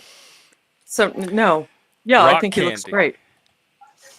Shamrock candy. Pepper. Oh, okay. Yeah. Oh boy. Yeah. Thank you, Shift, for bringing the the St. Patrick's Day comedy. Yeah, Jeff, I was on, That's man, hard I to was on do. some other panels, man, those last couple of days, and I'm like trolling hard, bro, like ridiculous trolling. You But said you were yeah, on Chaotic Truth. What did you say about Chaotic Truths? no, I love, me and Kadak are super cool. But no, like someone was trying to attack, somebody came up to attack one of the OG panel members, and then they released me on them. I just trolled the piss out of this guy. I just trolled the hell out of him. And then I was on Bananas, which I don't normally go on, but I was on. And then a You guy go on came on and Bananas all tried the to, time. What you talk about? yeah. No, I haven't been on there, and that's the first time in 3 or 4 Oh, okay. months. In 3 or 4 months, I've been on his panel. But yeah, somebody came at me. It's like if you say to me, "Go ahead, get him," I'll turn into troll mode, and I start because I don't think you've ever seen I me mean, you troll, do have it you? If you, without people saying do get them. Jeff, this is on a different level. If you see me in full troll mode, you're like, "Whoa, who is this dude?" Like it's like it's like whoa, and I just rip people, and it's funny because Jeff, it's actually funny, relevant jokes. It's not like just someone like cursing. Like if people will curse at people, I'm not cursing. I'm like making funny, relative jokes about people, and it's like a comedy skit. That's what it is. That's all. But I'll If defend you you. I'll push me, defend you, Jeff. If someone comes up and tries to fight you, Helena, or Intrackable, I will Oh, I can attack them. fight myself. I mean, I I know. appreciate it, but Yeah, if people want to come up and attack me, feel free. I I'll will handle rip them. somebody. I'll fix their little red wagons. What I still want to go in Chaotix one day. Sure. Well, I try to get you up there. It's great platform, man. It's awesome. It's really, really awesome. It's funny I've because been before, like over a year yeah, ago. Chaotic does this dance where he will pick and choose who he wants up, and then he'll remove you, put you back. But it's because he's working a paradigm and energy. And then one of my haters was like, "Oh, you got kicked off." I don't get kicked off. That's his style. That's what he does. He moves people around the panel, to Did he fight let you with each back other. on? Of course, I never Oh, left. I'm okay. always So you there. just got backstaged. Yeah, backstage. But I've noticed in the last couple days, for some reason, people are coming after me now, like hard, like Because you're trying to out. You're troll. putting yourself back in the drama territory. Exactly. They live for And that it's funny shit. because they Look, they're look doing it now. stupid. They look stupid because I'm like, well, come up on panel. And hey, Kadek, let this person up. But they refuse to come up. They want to talk shit in the chat, but they're too much of a P No, word to come on panel. I don't want them up on my show. I But don't if you're think going I to come into a chat and talk all that rah-rah, then come up and back it up. And the person wouldn't come up. They wouldn't come up and talk. Not here, somewhere else. But they oh, wouldn't come up. So, I have no problem confronting somebody. But okay. Dracula, what's up, man? What a great son you have, Ladybug. Oh my God. That's I wish I had a son that brought me anybody. Yeah, Ladybug, is that your best hate bonding with Jeff? Is that your best hate bonding? Hey, no, we really are having a moment here. I'm Don't sorry. come I'm sorry. between I us and our apologize. fries. I apologize. I'm sorry. I heard you guys talking about my beard. I had to handle some stuff. It reminds me, I am so thankful that I did organic dating and that I am married and that I am exactly where I want to be, because I would be a big-headed online whore with all the compliments that I get. You know what I'm saying? Like, yes, thank you. This is my face. But Is it are you cold or without the beard? That was the burning question. yeah, I don't like to be cold at all. The beard definitely helps with those winds that will cut straight through your clothes and stuff like that. But you know, like when it rains or when you sweat, the moisture it doesn't really leave the long hair, and it just it causes spaces on your face like you don't want to have. You know what I mean? Oh, But yes, if you like my face, thank you. If it's a surprise, a pleasant one, thank you. But yeah, Yeah, I didn't know all that. I didn't know that was hiding under there at all. Oh, I don't know if Mike's still there. Yeah, he might be gone. He's in the shadows. Yeah, he's gone. Well, I don't know. Yeah. Look at look at Tella No, Klein. Look at Tella Klein. He was only up there for an hour and a half. Dude, Tella, come on, come up. Jeff, let No, Tella no, up. Please let cut, Tella up. stop, Tella is a no. fat stop it. old lady she's in Washington State. She's in the same state you are. She's a fat old lady. Come on panel. Come talk your ish No, on panel. they're not coming on panel to fight with you. I Come don't work on, over I'm here. down. Go Untrackable. find another panel And to do Helena, it. I'm sorry to cut you Somebody will off. let you do it. Untrackable. I heard a rumor. I want to know if it's true. And if I'm wrong, tell me I'm wrong. I heard that your ex-beard has an OnlyFans. Is that true? What? you got to pay to find out, brother.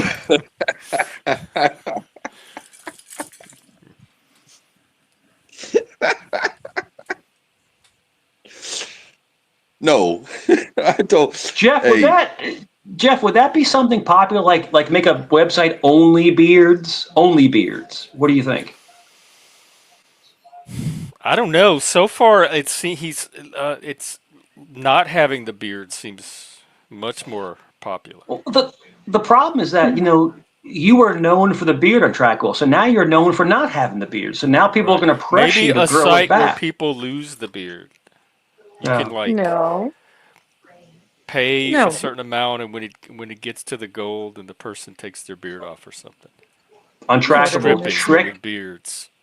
Shriek everyone out. Get like a fake beard, like a clip-on beard, and you just have to put it on tomorrow. And just have this big, fluffy, fake beard on, man. I'm telling you, it'd be awesome. I think the next step All is right, to just. bye, Taylor. You're done for the day. Goodbye. Ooh. I think the next step is to just keep it like Oh, this for about 6 months, and then yeah. I'm gonna come back with no head. Yeah, I'm just gonna take the No. whole head off. What? Oh, I didn't mean to feature it. Sorry. Jeff heard you say no head. He's like, goodbye. No, I didn't even. I wasn't even paying attention. I got distracted. I wasn't even. Helena, Yeah. what did you have a question for me? I mean, I didn't mean to cut you off. Sorry, we went into That was Untrackable's beard talk, and we're fascinated with his beard. So no. I just had I had insight into why Irish and Italians marry. Yeah, mhm. Why is that? it's like temperament. Yep. How? I was about to say the Yeah, fiery, passionate temperament. yeah, and yet at the same time, you're not exactly the same, and that's interesting. And Mhm. people like to be engaged and interested, and I think so. I think that's why there's a lot of Irish and Italian pairings. That's all. Yeah. I really do think because we're predominantly Catholic, Roman, Catholic, and Protestant or even Roman Catholic, but we're predominantly Catholic. But we also, I think, Italians and Irish have that really strong work ethic. They're very hard workers, also very foundational families. The families are everything, and I think we have that in common with the two people. I think that really attracts us to each other. Yeah. Yeah, I don't know. I think it's just Yeah. exciting. It's like this person is kind of like me, but we're Yeah. not exactly alike. I It's yeah. yeah. Are you It's like dating an with my. Irishman? Huh? Are you dating an Irishman? No, sir. No. No. It's kind of like with my son's mother. We met in our early 20s, and we have our son together, of course. Was she But Irish? she's Puerto Rican and Filipino, Oh. so you got that really really strong. They're passionate too. They have that Oh my fiery God, the temperament. Her grandmother, her family, they were the Puerto Rican side of the family. They're, like I said, the food and the culture, and then the Filipino side. I fell in love with the Filipino side as well, because the Filipinos, they're of course deeply Catholic, but they're very family oriented. And it's all about the family, hard workers, family people, just really, really good people, loving people. But It's yeah. funny. It's funny when you bring up like this relationship and what you are type of thing. Because like I Mhm. consider myself American, right? But my lineage comes from Ireland. My wife's lineage comes from Germany, Mhm. and she's a very type A, strict person, and I just love being alive, and I'm thankful for it every day. Sure. But but then also, coming from a military heritage as well. As long as my family has been in the United States, we have had service members in our family, and it's like at some moment I feel like I'm going to be ordered to execute myself. Mhm.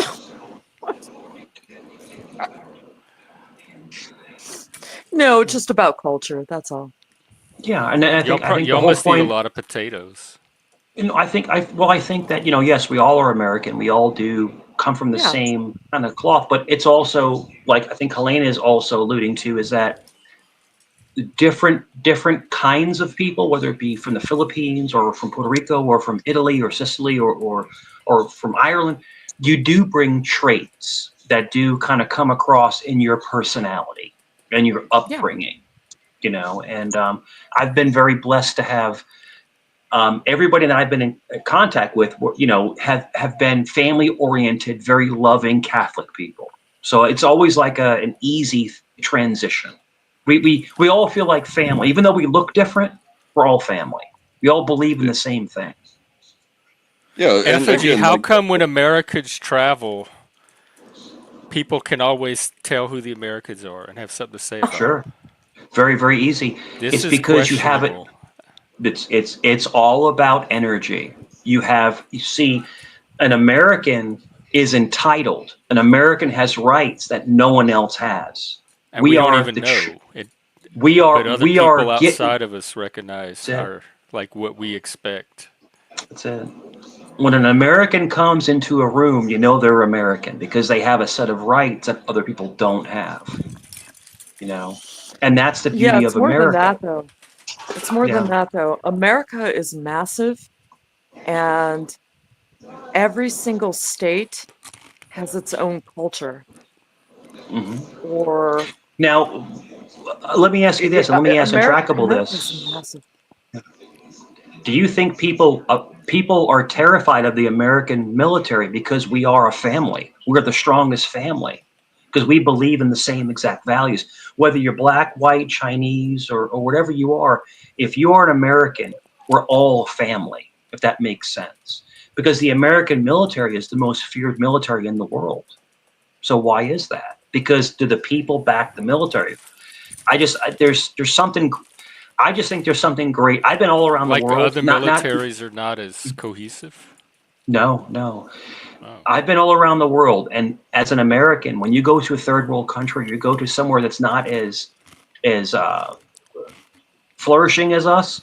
We're treated as like something like royalty. That makes sense. I'm sorry to cut you off, Elena. I'm sorry. Go ahead. Oh, I don't even know what I was saying. Shift. I didn't show him Can't on remember. purpose. Yeah. I can't remember what I So, was saying.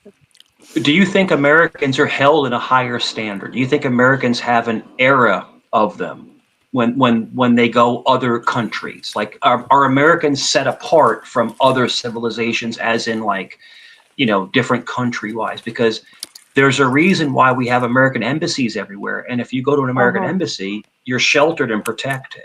But a lot of countries don't have that luxury. well, I thought if all Um, you embassies were like that. look at the history of post Civil War, post us fighting against us type of wars, they've all been in defense of our allies. Anybody that we felt like was in our best interest to not let them be destroyed and taken over.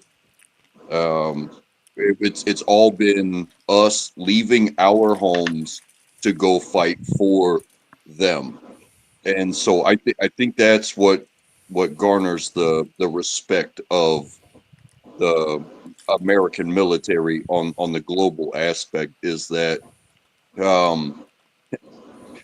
only since the revolution has any other country helped America in defense of America. You know what I mean?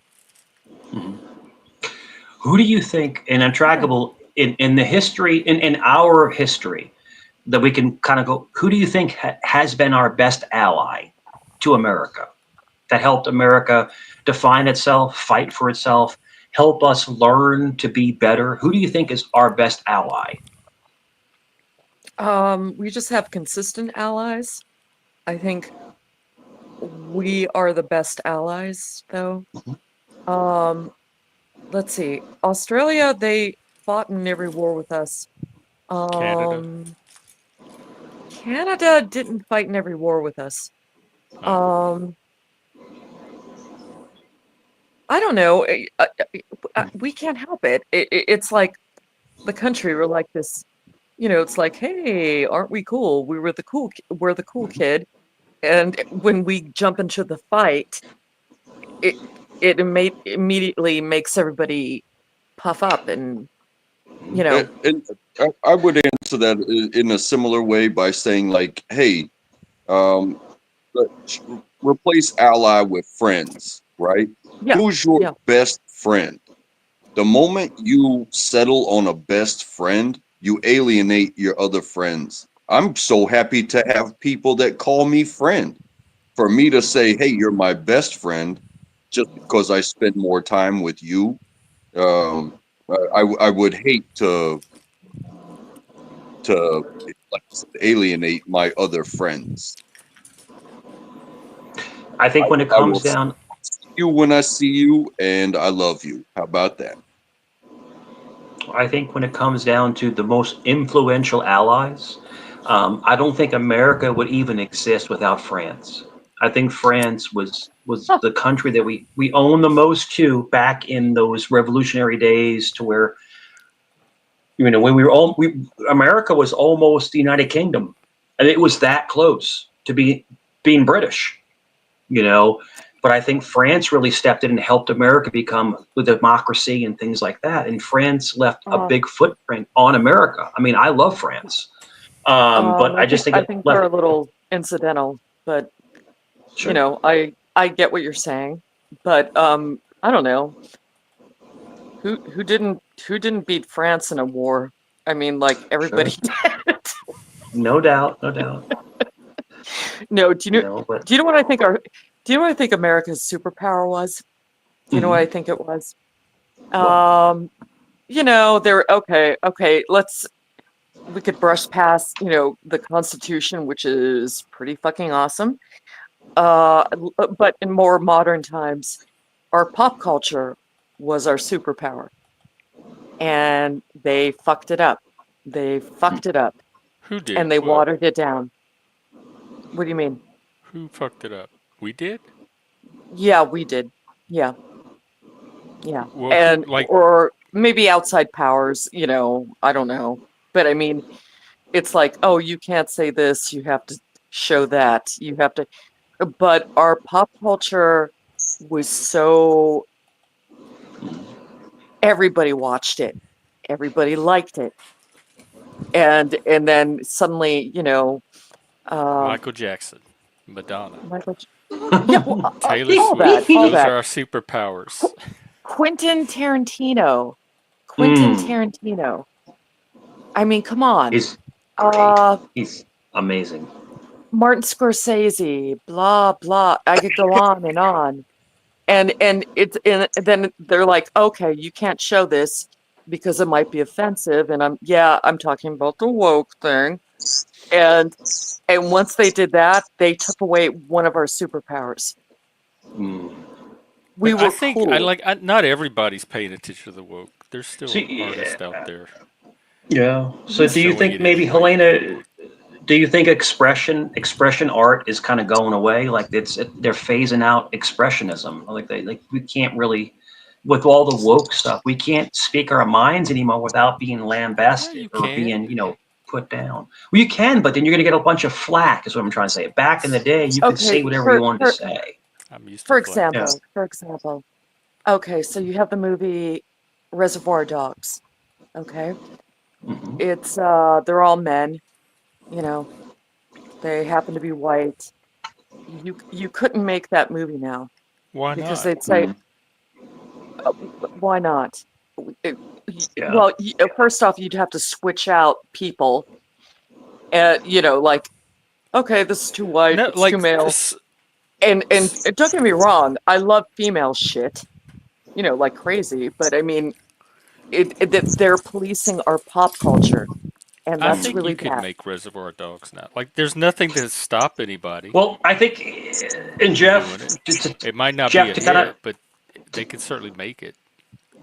back up with Helena's saying, you're right. Once they start changing the Disney movies and making Disney characters different genders and different colors, like, what's the point of But that? why Like, does I that don't mean get they that. have to do that to Reservoir Dogs just because Disney's doing it? Like Reservoir Dogs is going to take their cue from Disney. No. What I think Helena's alluding to Reservoir Dogs is an alpha white experience. And what I think Helena's trying to say is that they would have to mix it into differentness No, to I think fit. you can, like, there's Yeah, nothing stopping people from sure. continuing to make alpha white experiences. People continue to make martial arts movies. They continue to make westerns. There's no reason that you can't work in a particular genre if it's already established. Yeah, well, Hollywood is It may going not have bankrupt. popular appeal, but there's nothing stopping somebody from making a movie like that. Well, Hollywood and Disney, they're going bankrupt and they're laying people off Mhm. left and right. Um, and I don't know. I think the modern situation is made America lose their cool, how cool Sure. we were. Yeah. And I'm telling you, we were fucking cool, man. My Hmm. grandparents dragged their bodies over the ocean to be here. And I know exactly where they came from. And it's like, no, we were fucking cool. I And think then we're still cool. I We have hope the we are. panel, But like we have YouTube and the panelverse. That's cool. Sure. yeah, but it's like you don't have to. I don't know the way. I don't know. People analyze things in the wrong way. I don't know. It's just like just let just let people make movies. Just let them make movies. Look what Shelby said.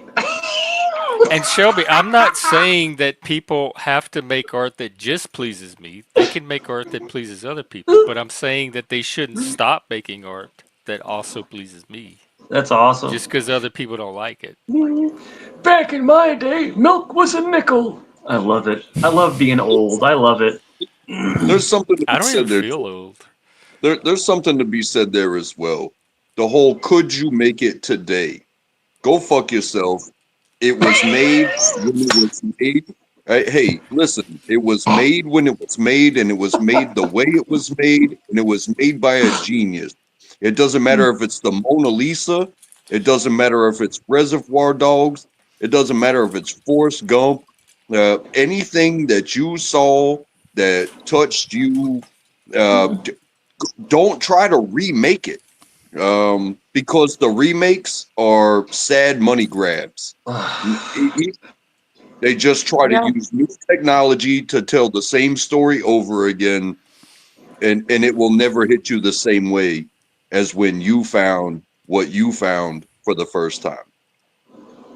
yeah. So I listen to a lot of guys. They do pop culture. They talk about pop culture a lot, and they talk endlessly about how Star Wars, the franchise, is destroyed. And I keep thinking to myself, stop watching it. Stop I watching the did. remakes. Do you know, It's Yeah. not destroyed. They just keep making the same show over and over. Well, Helena? no, it's like I know they need content for their channels, so that's a big part of it. But it's like, God, you guys, just stop watching this shit. It's You know, Yeah, I I did. love I started watching the new ones, and I stopped at some point because it just became repetitive. Yeah. I love technology. I love technology. I love like space kind of stuff, but I swear, I've never been into like Marvel movies or superhero movies. Like, I like Superman. Superman is really cool. I love the thought of Superman, this person who can come in and right all the wrongs in the world. Superman is a good theory, but I've never been into like all the Marvel movies, all the Star Wars movies. Every time you turn around, there's like 15 more Star Wars movies. And now they It's a go franchise backwards. now. It's not But just a they movie. go back in time. So now you're confused. If you don't watch every single one It's of a them, universe. It's a you multiverse. don't know what the What do hell they is going call it? on. You know, so Jeff, screw you, Stanley, and screw you, freaking whoever, George Lucas, screw you and your billions of dollars. I don't even Because know if he has anything to even do with I it don't know. Yeah, anymore. I don't know if I don't know. Yeah. Who's But Stanley? no, I used to watch superhero movies. I used to read comics. You Yeah. know, then I stopped because it was like there's no point. But I used to read comics, so I watched superhero movies. But Oh, dare yeah, it became too the name of Stan Lee. Oh, not Stan Stan Lee. Lee. I'm thinking I Stanley do Kubrick love. is All right, he's I not will even say around. this. Effigy, I'll say this. Stan Lee was a national treasure, I and we do are lessened love by his loss. the Wonder Woman from, what is it, Linda something from Linda the Carter. 70s. She used to Linda drive around that Carter. invisible airplane. I used to watch her. That's That's DC one of the Comics. hottest. Stan Lee That's was one of the Marvel. hottest. That's one of the hottest women I've ever seen in my life. Okay, so she can throw the lasso on me And then anytime. she would sell mascara or something. I remember. Yep, she was hot. Maybelline. And Gail Gadot, the new Wonder Woman, she's very attractive as well. Very attractive. Yeah, well, Wonder Well, Woman's yeah, they're they're always certainly going to not going cast to an cast like attractive super woman. ugly person as that character, are they? She's Yeah. Israeli. She's an Israeli woman. She's tough. They're tough. Those Israeli chicks are tough, man. They will Hold beat your on, guys. tail. Yeah, I think they have don't they have conscripted forced Yes. conscription? Yeah, she In was my in the army. Israeli female fighters do get on the front lines. Yeah. in my earbud, I just got a call from my agent, and I'm gonna be cast in the new Wonder Woman as Wonder Woman.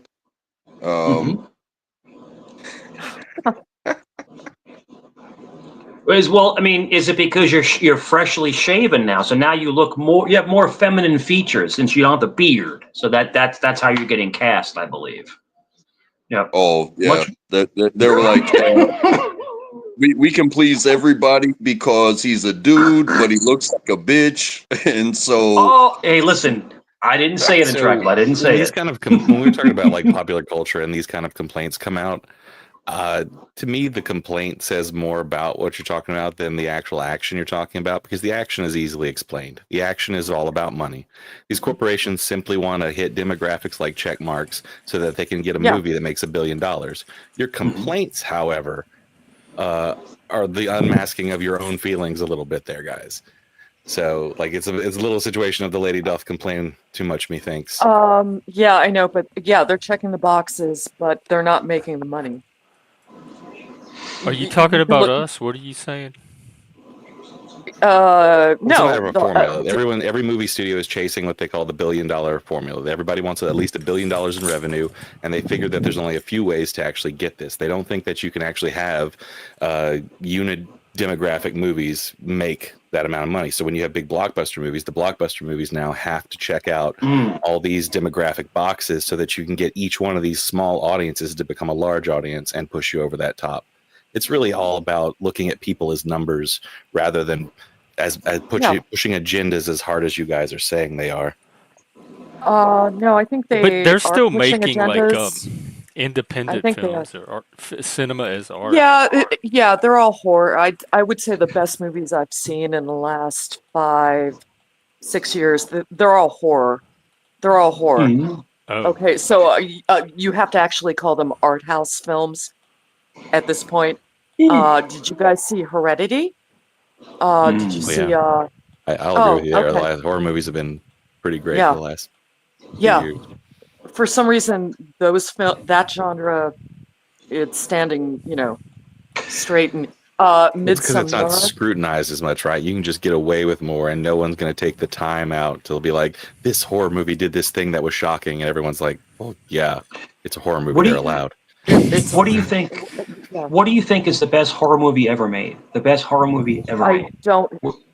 I don't have a favorite horror movie ever made.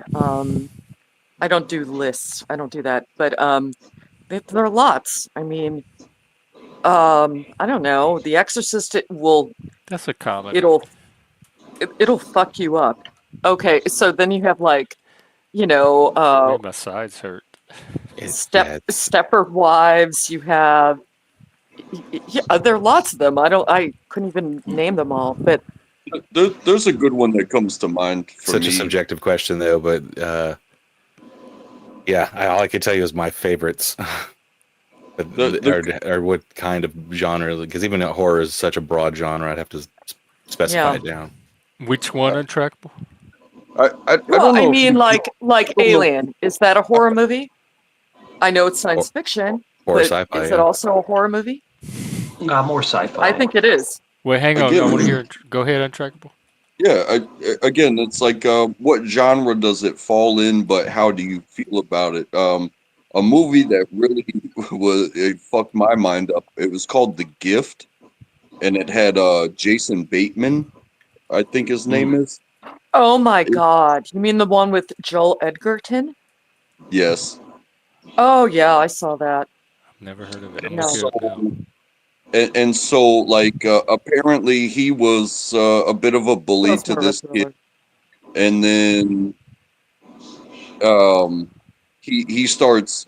They grow into adulthood. His wife are having hard time conceiving, and then the bully, basically starts terrorizing them, making them, hear weird noises and stuff outside their house, and then push come to shove, he winds up impregnating his bullies. Yeah, I don't know. Yeah, I don't know if that's what happened. I think he just wanted to get revenge on Jason Bateman. Because you can't just be impregnated and not know you're impregnated. So she didn't seem to know. So I don't know. That's questionable, but that movie I consider a thriller. And of course they lived in a glass house and all the walls were glass so that the person you're afraid of can look in at any time. Did you notice that? Yeah. It's like, why would you live in a glass house? Come on. There was this horror movie. There was this horror movie with Kevin Bacon, and it was like Amanda Seyfried. I can't remember the name of it. And they lived in a house. There was a lot of windows, and like he kept reliving. Like he couldn't leave the house. That's the one where the house was like it was different dimensions on the inside and outside. Yes. Yeah. Yeah, I think I know. Wild movie, man. Wild. So I think after thinking about it for a second, I think my vote, if I had to take away all my biases for horror movies, if I had to vote for one horror movie as the best, I think I would probably say Jaws. Jaws is scary. All right, anybody after watching Jaws, how scared were you to go into the ocean? Don't lie. Like you were terrified to go into the ocean. Like we all thought there was a shark in the ocean. Like no matter like. But now Jaws, we never swam like way out in the ocean anyway. We would stay by the shore. Like when we went to the beach, we would always stay close enough. You remember when something would like a shell would hit your foot, and you went oh, and you like ran out of the ocean because you like something grazed your foot. But yeah, I'm on the Gulf Coast in Louisiana. Sharks are the least of my worries in that water. Effigy, we go to the Jeff Effigy, we go down to we go to the Outer Banks a couple times a year. There's a lot of sharks in the Outer Banks down in North Carolina. So there's a lot of sharks down there. But yeah, man. Be careful with those. But don't you have to go really far out? They're not going to be. No, Jeff, no. They'll come right up. There was a shark attack a couple years, Jeff. There was a shark tap a couple of years ago where this shark like ripped this girl's arm off in the Outer Banks in North Carolina, and she was just right at the surf. Oh, God. Yeah, the sharks you'd get on the East Coast are a little different than the ones you get in the Because in Gulf. Jaws, they were in the water. They were like on the boat way out in the ocean, and then they would get off the boat. What are and go they into in the water. Massachusetts in Jaws? No, there was only one. No, I love Jaws. It's great. The only one weakness about it is that sharks don't have expressive eyes.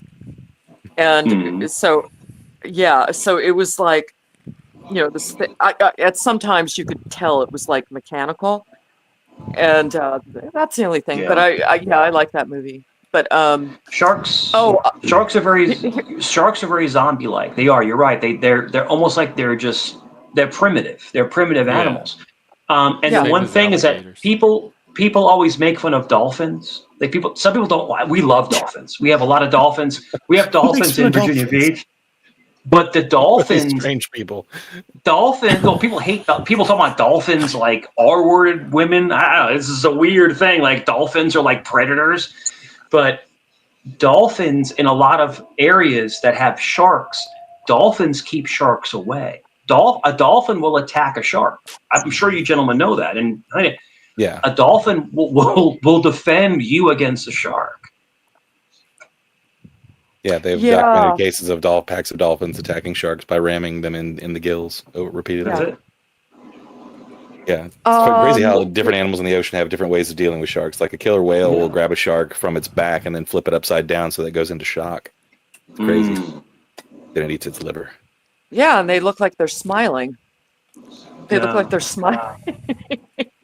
Again, you've got mammals against fish. Yeah, it's like mammal's gonna win it's every like time. It's Team Mammal. It's like the cutest effigy. It's like the cutest predator in the world is the polar bear. Oh, the polar bear is so cute. No, that thing is a vicious killing machine. A polar bear. But yeah. Well, Untrackable, you mentioned The Gift. You know what? I can't remember that. Who? You know what? I can't remember that actress's name. The wife. Her name's oh rats. Ellen Burstyn? Well, it's been a while. Oh. Jeff Scott. Okay, maybe. Well, anyway, she was in another horror movie. It was called The Night House. Oh, that is fucking weird, dude. Dude, sorry, plural. And that movie was chilling. It was absolutely chilling. I feel bad I can't remember her name, but The Night House. Oh. You talking about the Exorcist wife? No. Oh. No. Okay, go. I don't know if you're online. I don't know if you're looking it up. Go to The Gift. Okay. Look up the. Oh, can you do that? My laptop's down. Sorry, it's charging. What's her name? Well, it was really weird. Rebecca Hall? Rebecca. I know she, yeah, her name's Rebecca. Yeah. Rebecca Hall. She's British. Yeah, she always plays Americans though, most of the time. But yeah. So The Night House, it was weird. Her husband died, and then she found out he was building their exact same house on the other side of the island where they lived. And it just gets it just gets crazier from there. But you know, does everybody believe? I mean, does everyone believe in like spirits and stuff like that? Like we like to watch horror movies and like, you know, hauntings and spirits and stuff like that. Do you think that they're real? I've never seen one, so I can't. Not even a little bit. I've never So do you seen believe one. that? You believe when you pass on, where do you go? Like, where does your soul go? I don't Where know. does it go? Nowhere. How should I know? Yeah. As far as I'm concerned, we just end. Yeah. Like once your I have brain no idea. decomposes, there's nothing to store consciousness.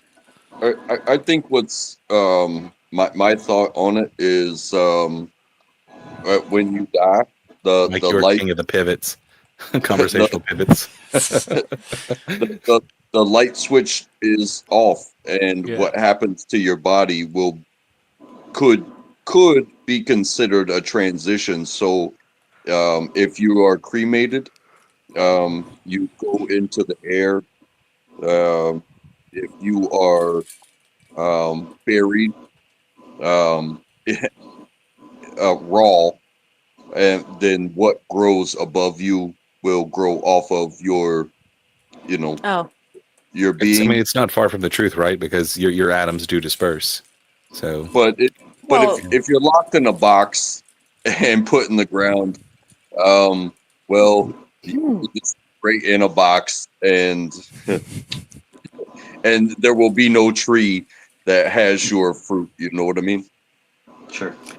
you Uh, know, as an atheist with no like real attachment to any specific type of burial service or ritual at the end, one of the ways that I've seen recently people doing that I think is really kind of cool is the people who bury a human body in like a bulb that grows a tree, so that you become a tree and that tree can become your memorial. I've always thought that idea is really cool. I I well, I I, mean, I really do agree with that. It's like Is there a either horror movie about that? it's either burn me,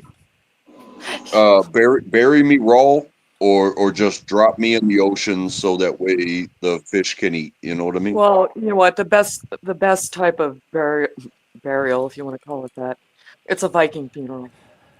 It's very elemental. For a Uh, second, you were going to say a sky burial, like a Himalayan no, sky burial. no, no Viking. But yeah, they send you out to the sea and they set you on fire, and Sure. then your ashes get spread to whatever parts of the world, you know. But Yeah. yeah, yeah, and You if you know, believe in quantum physics, mhm. I think it's technically a we great always exist. I think it's a great argument because I think that our bodies, you know, we're organisms. Of course, we're you know we're cells, but I think that we're basically food for everything around us. So, like in other words, when you're walking in a field, how many people have passed away in that field? So, are you really stepping on someone that used to be there? But it's something weird, you know, when you think about. But I think that we fuel, you know, everything around us, whether it's the trees or the dirt or whatever, or even being food for another animal, you know. It's so, but only But because you're of my not belief. conscious of any of that. I don't no when you pass, you're just basically, as they would say, a meat sack. You're just skin and bones, and that's it. You know, you're you're fertilizer basically. Once you pass on, you're just fertilizer for the next thing to consume it. But do I believe that there's something else? I do. I do believe that we have a soul, that there's something within us. Where does it go? Does it transcend to someone else? Does God take it back? I mean, I don't know. All I'm trying to say is I think there's more to us other than this meat suit. I think there's something more It's to just us. the meat sack. That's it. And I will take it back to St. Patty's Day and the luck of the Irish, that you are lucky to be alive when you are alive, but when you are not alive anymore, your luck has run out, and goodbye. And you It's won't all. even know it. So another way Yeah, I there. like to think about it is this: I was dead for 13 billion years, and then I Yeah. became alive. So I don't see how it would be any different than those 13 billion years, right? Well, has anybody here is anybody here an organ donor? Have you done like No, the organ donation? I no. think I have it I checked on don't my trust to put license, that though. on my list. Yeah, I Maybe never that's did too it, but cynical. a couple years ago I I, changed it because if we can pass something on to someone else, I think it's our duty to help each other out. You know. But I'm not going to know any. It's not even going to matter. I'm not going to know any of it, so it doesn't I matter. am an organ donor. but I think I'm doing my best to destroy all of them while I The poor soul who ends up with your organs. because So they're mine, and I want to, it's like racing. No It's one like needs them when they're used up. somebody, your so tires somebody and- finally, so Untrackable finally saves someone's life. They're like, okay, well, we're gonna take Untrackable's heart, but wait a second, there's 1,050 Coors Lights and 6 million cigarettes in here, so we can't use it. No, No, that's I don't know. Like when my mom died, they really wanted her eyes, yeah. but It's a she weird didn't thing to leave. tell someone after your mother Yeah, dies, right? Can I? yeah, it was I get the ghoulish, eyes. and they kept pressuring me, and I'm like, she didn't leave any instruction about, you know, donating her eyes, but they kept pressuring me, and I don't know, it just felt very ghoulish, and I didn't like it. Yeah, it was just gross, but I get it. I understand. Yeah. Some people, some people need the irises, but she didn't tell me to do that. So Well, it's very important, I think, and you look into like we do like a lot of stuff for CHKD, like my church, we do a lot of stuff for like CHKD, like the Children's Hospital and stuff like that. And organ donors are important because there are people that do need, people's organs, not so much eyes, but like a heart transplant or lungs or stuff like that. So I'm saying if you can give to somebody in your passing, if you can help someone stay alive, then But a lot of people Probably do need get like a lot of regular size organs. That my organs are probably way yeah too big. Well, there's different types of donation as well. yeah. For instance, my mother, she she's not dead yet. she's still alive and kicking. She's still a frisky motherfucker. But I believe it's the University of Tennessee has the body farm. So Yeah. hmm she has donated herself to oh, I when know what that is. Oh, she to will like become they of can study science. her. Body farms, they use them. They'll do things like the reason we know we have so much forensic information is because of body farms. So they'll do things like they'll take bodies and they'll I know nobody's going to believe me. You can look this up. They'll like burn them or blow them up in a car, and then forensic scientists, they know what happens to the remains. Like, oh, what happened here? And it's because of body farms. It's because it's forensic You're judging mostly. the effects. It's like gunshots and trauma and stuff like Like that, and crash Yeah, surgery. yeah, dummies, except Yeah. for real. yeah. Sure, or like And What, leaving it out in nature Helena? to see What? how it Who would wanted your decompose, stuff like mama's that. eyes? Somebody wants to know in the chat. One of the hospitals contacted the funeral director because I think he got pressure for like donations, organ donations, and he kept asking me about the eyes, and it was What? just like Why would they freaking me want like out. an And old person's eye? Is it that when they're at their I weakest? don't know. Well, I don't know. I mean, if you can see, and she could see, Oh, okay. maybe the irises would have been beneficial to somebody who who maybe a lot was of like things seeing too. impaired. Yeah. People will do like the bone marrow transplants, and like a lot of different a lot of different cells, and things like that. So no, I guess yeah, you're right. Like eyes could be more than just for sight. It could be I don't know. I never heard of that. I never heard of eyes, but I know that when it comes to like people that donate their organs, they can put them to good use for someone that's going to Yeah, pass. But then you have to have match blood types. You have to make sure the yeah, person's not yeah. diseased to take it. The body can take it and accept it. Well, Um, if we would take the limits off of I'll give you stem cell an research, we could get example. to the point where we could grow all of our organs. Yeah, it wasn't me personally, but it was a friend of a family member.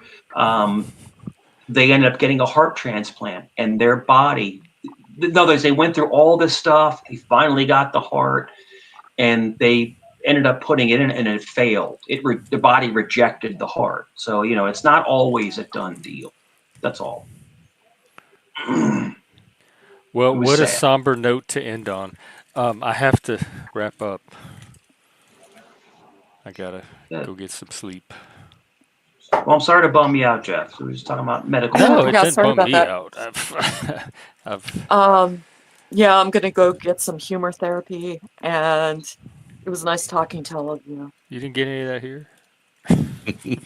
I've been getting Maybe a little humor bit, therapy yeah. all night. Maybe a little bit.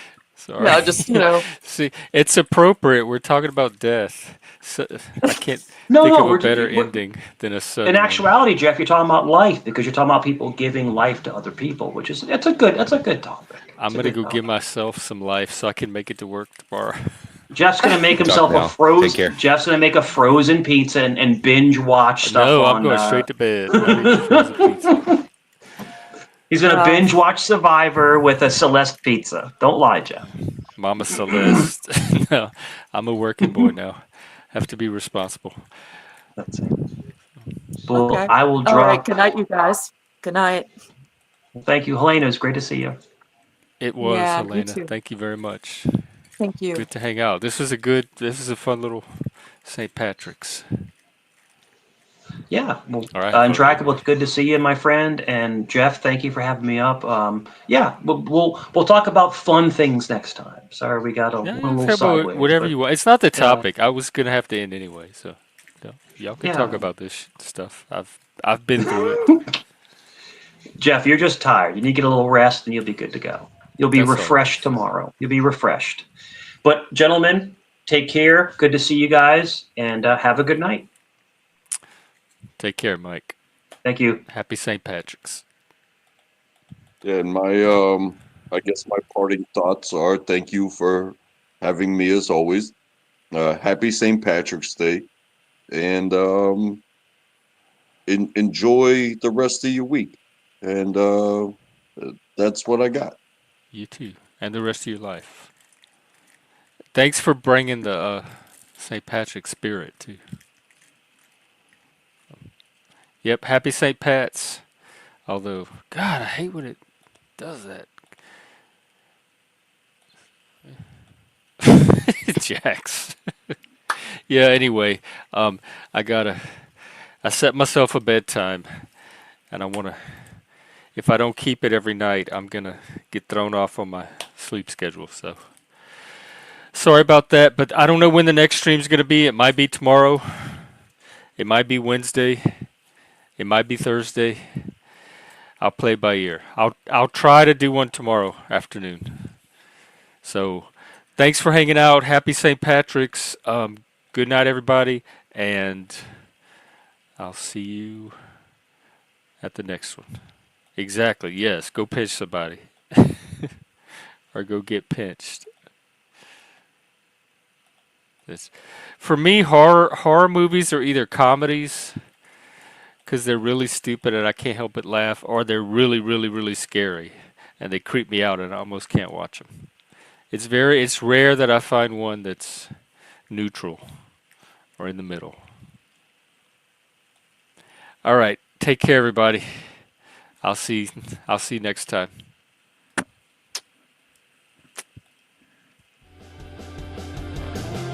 There we go. Peace out.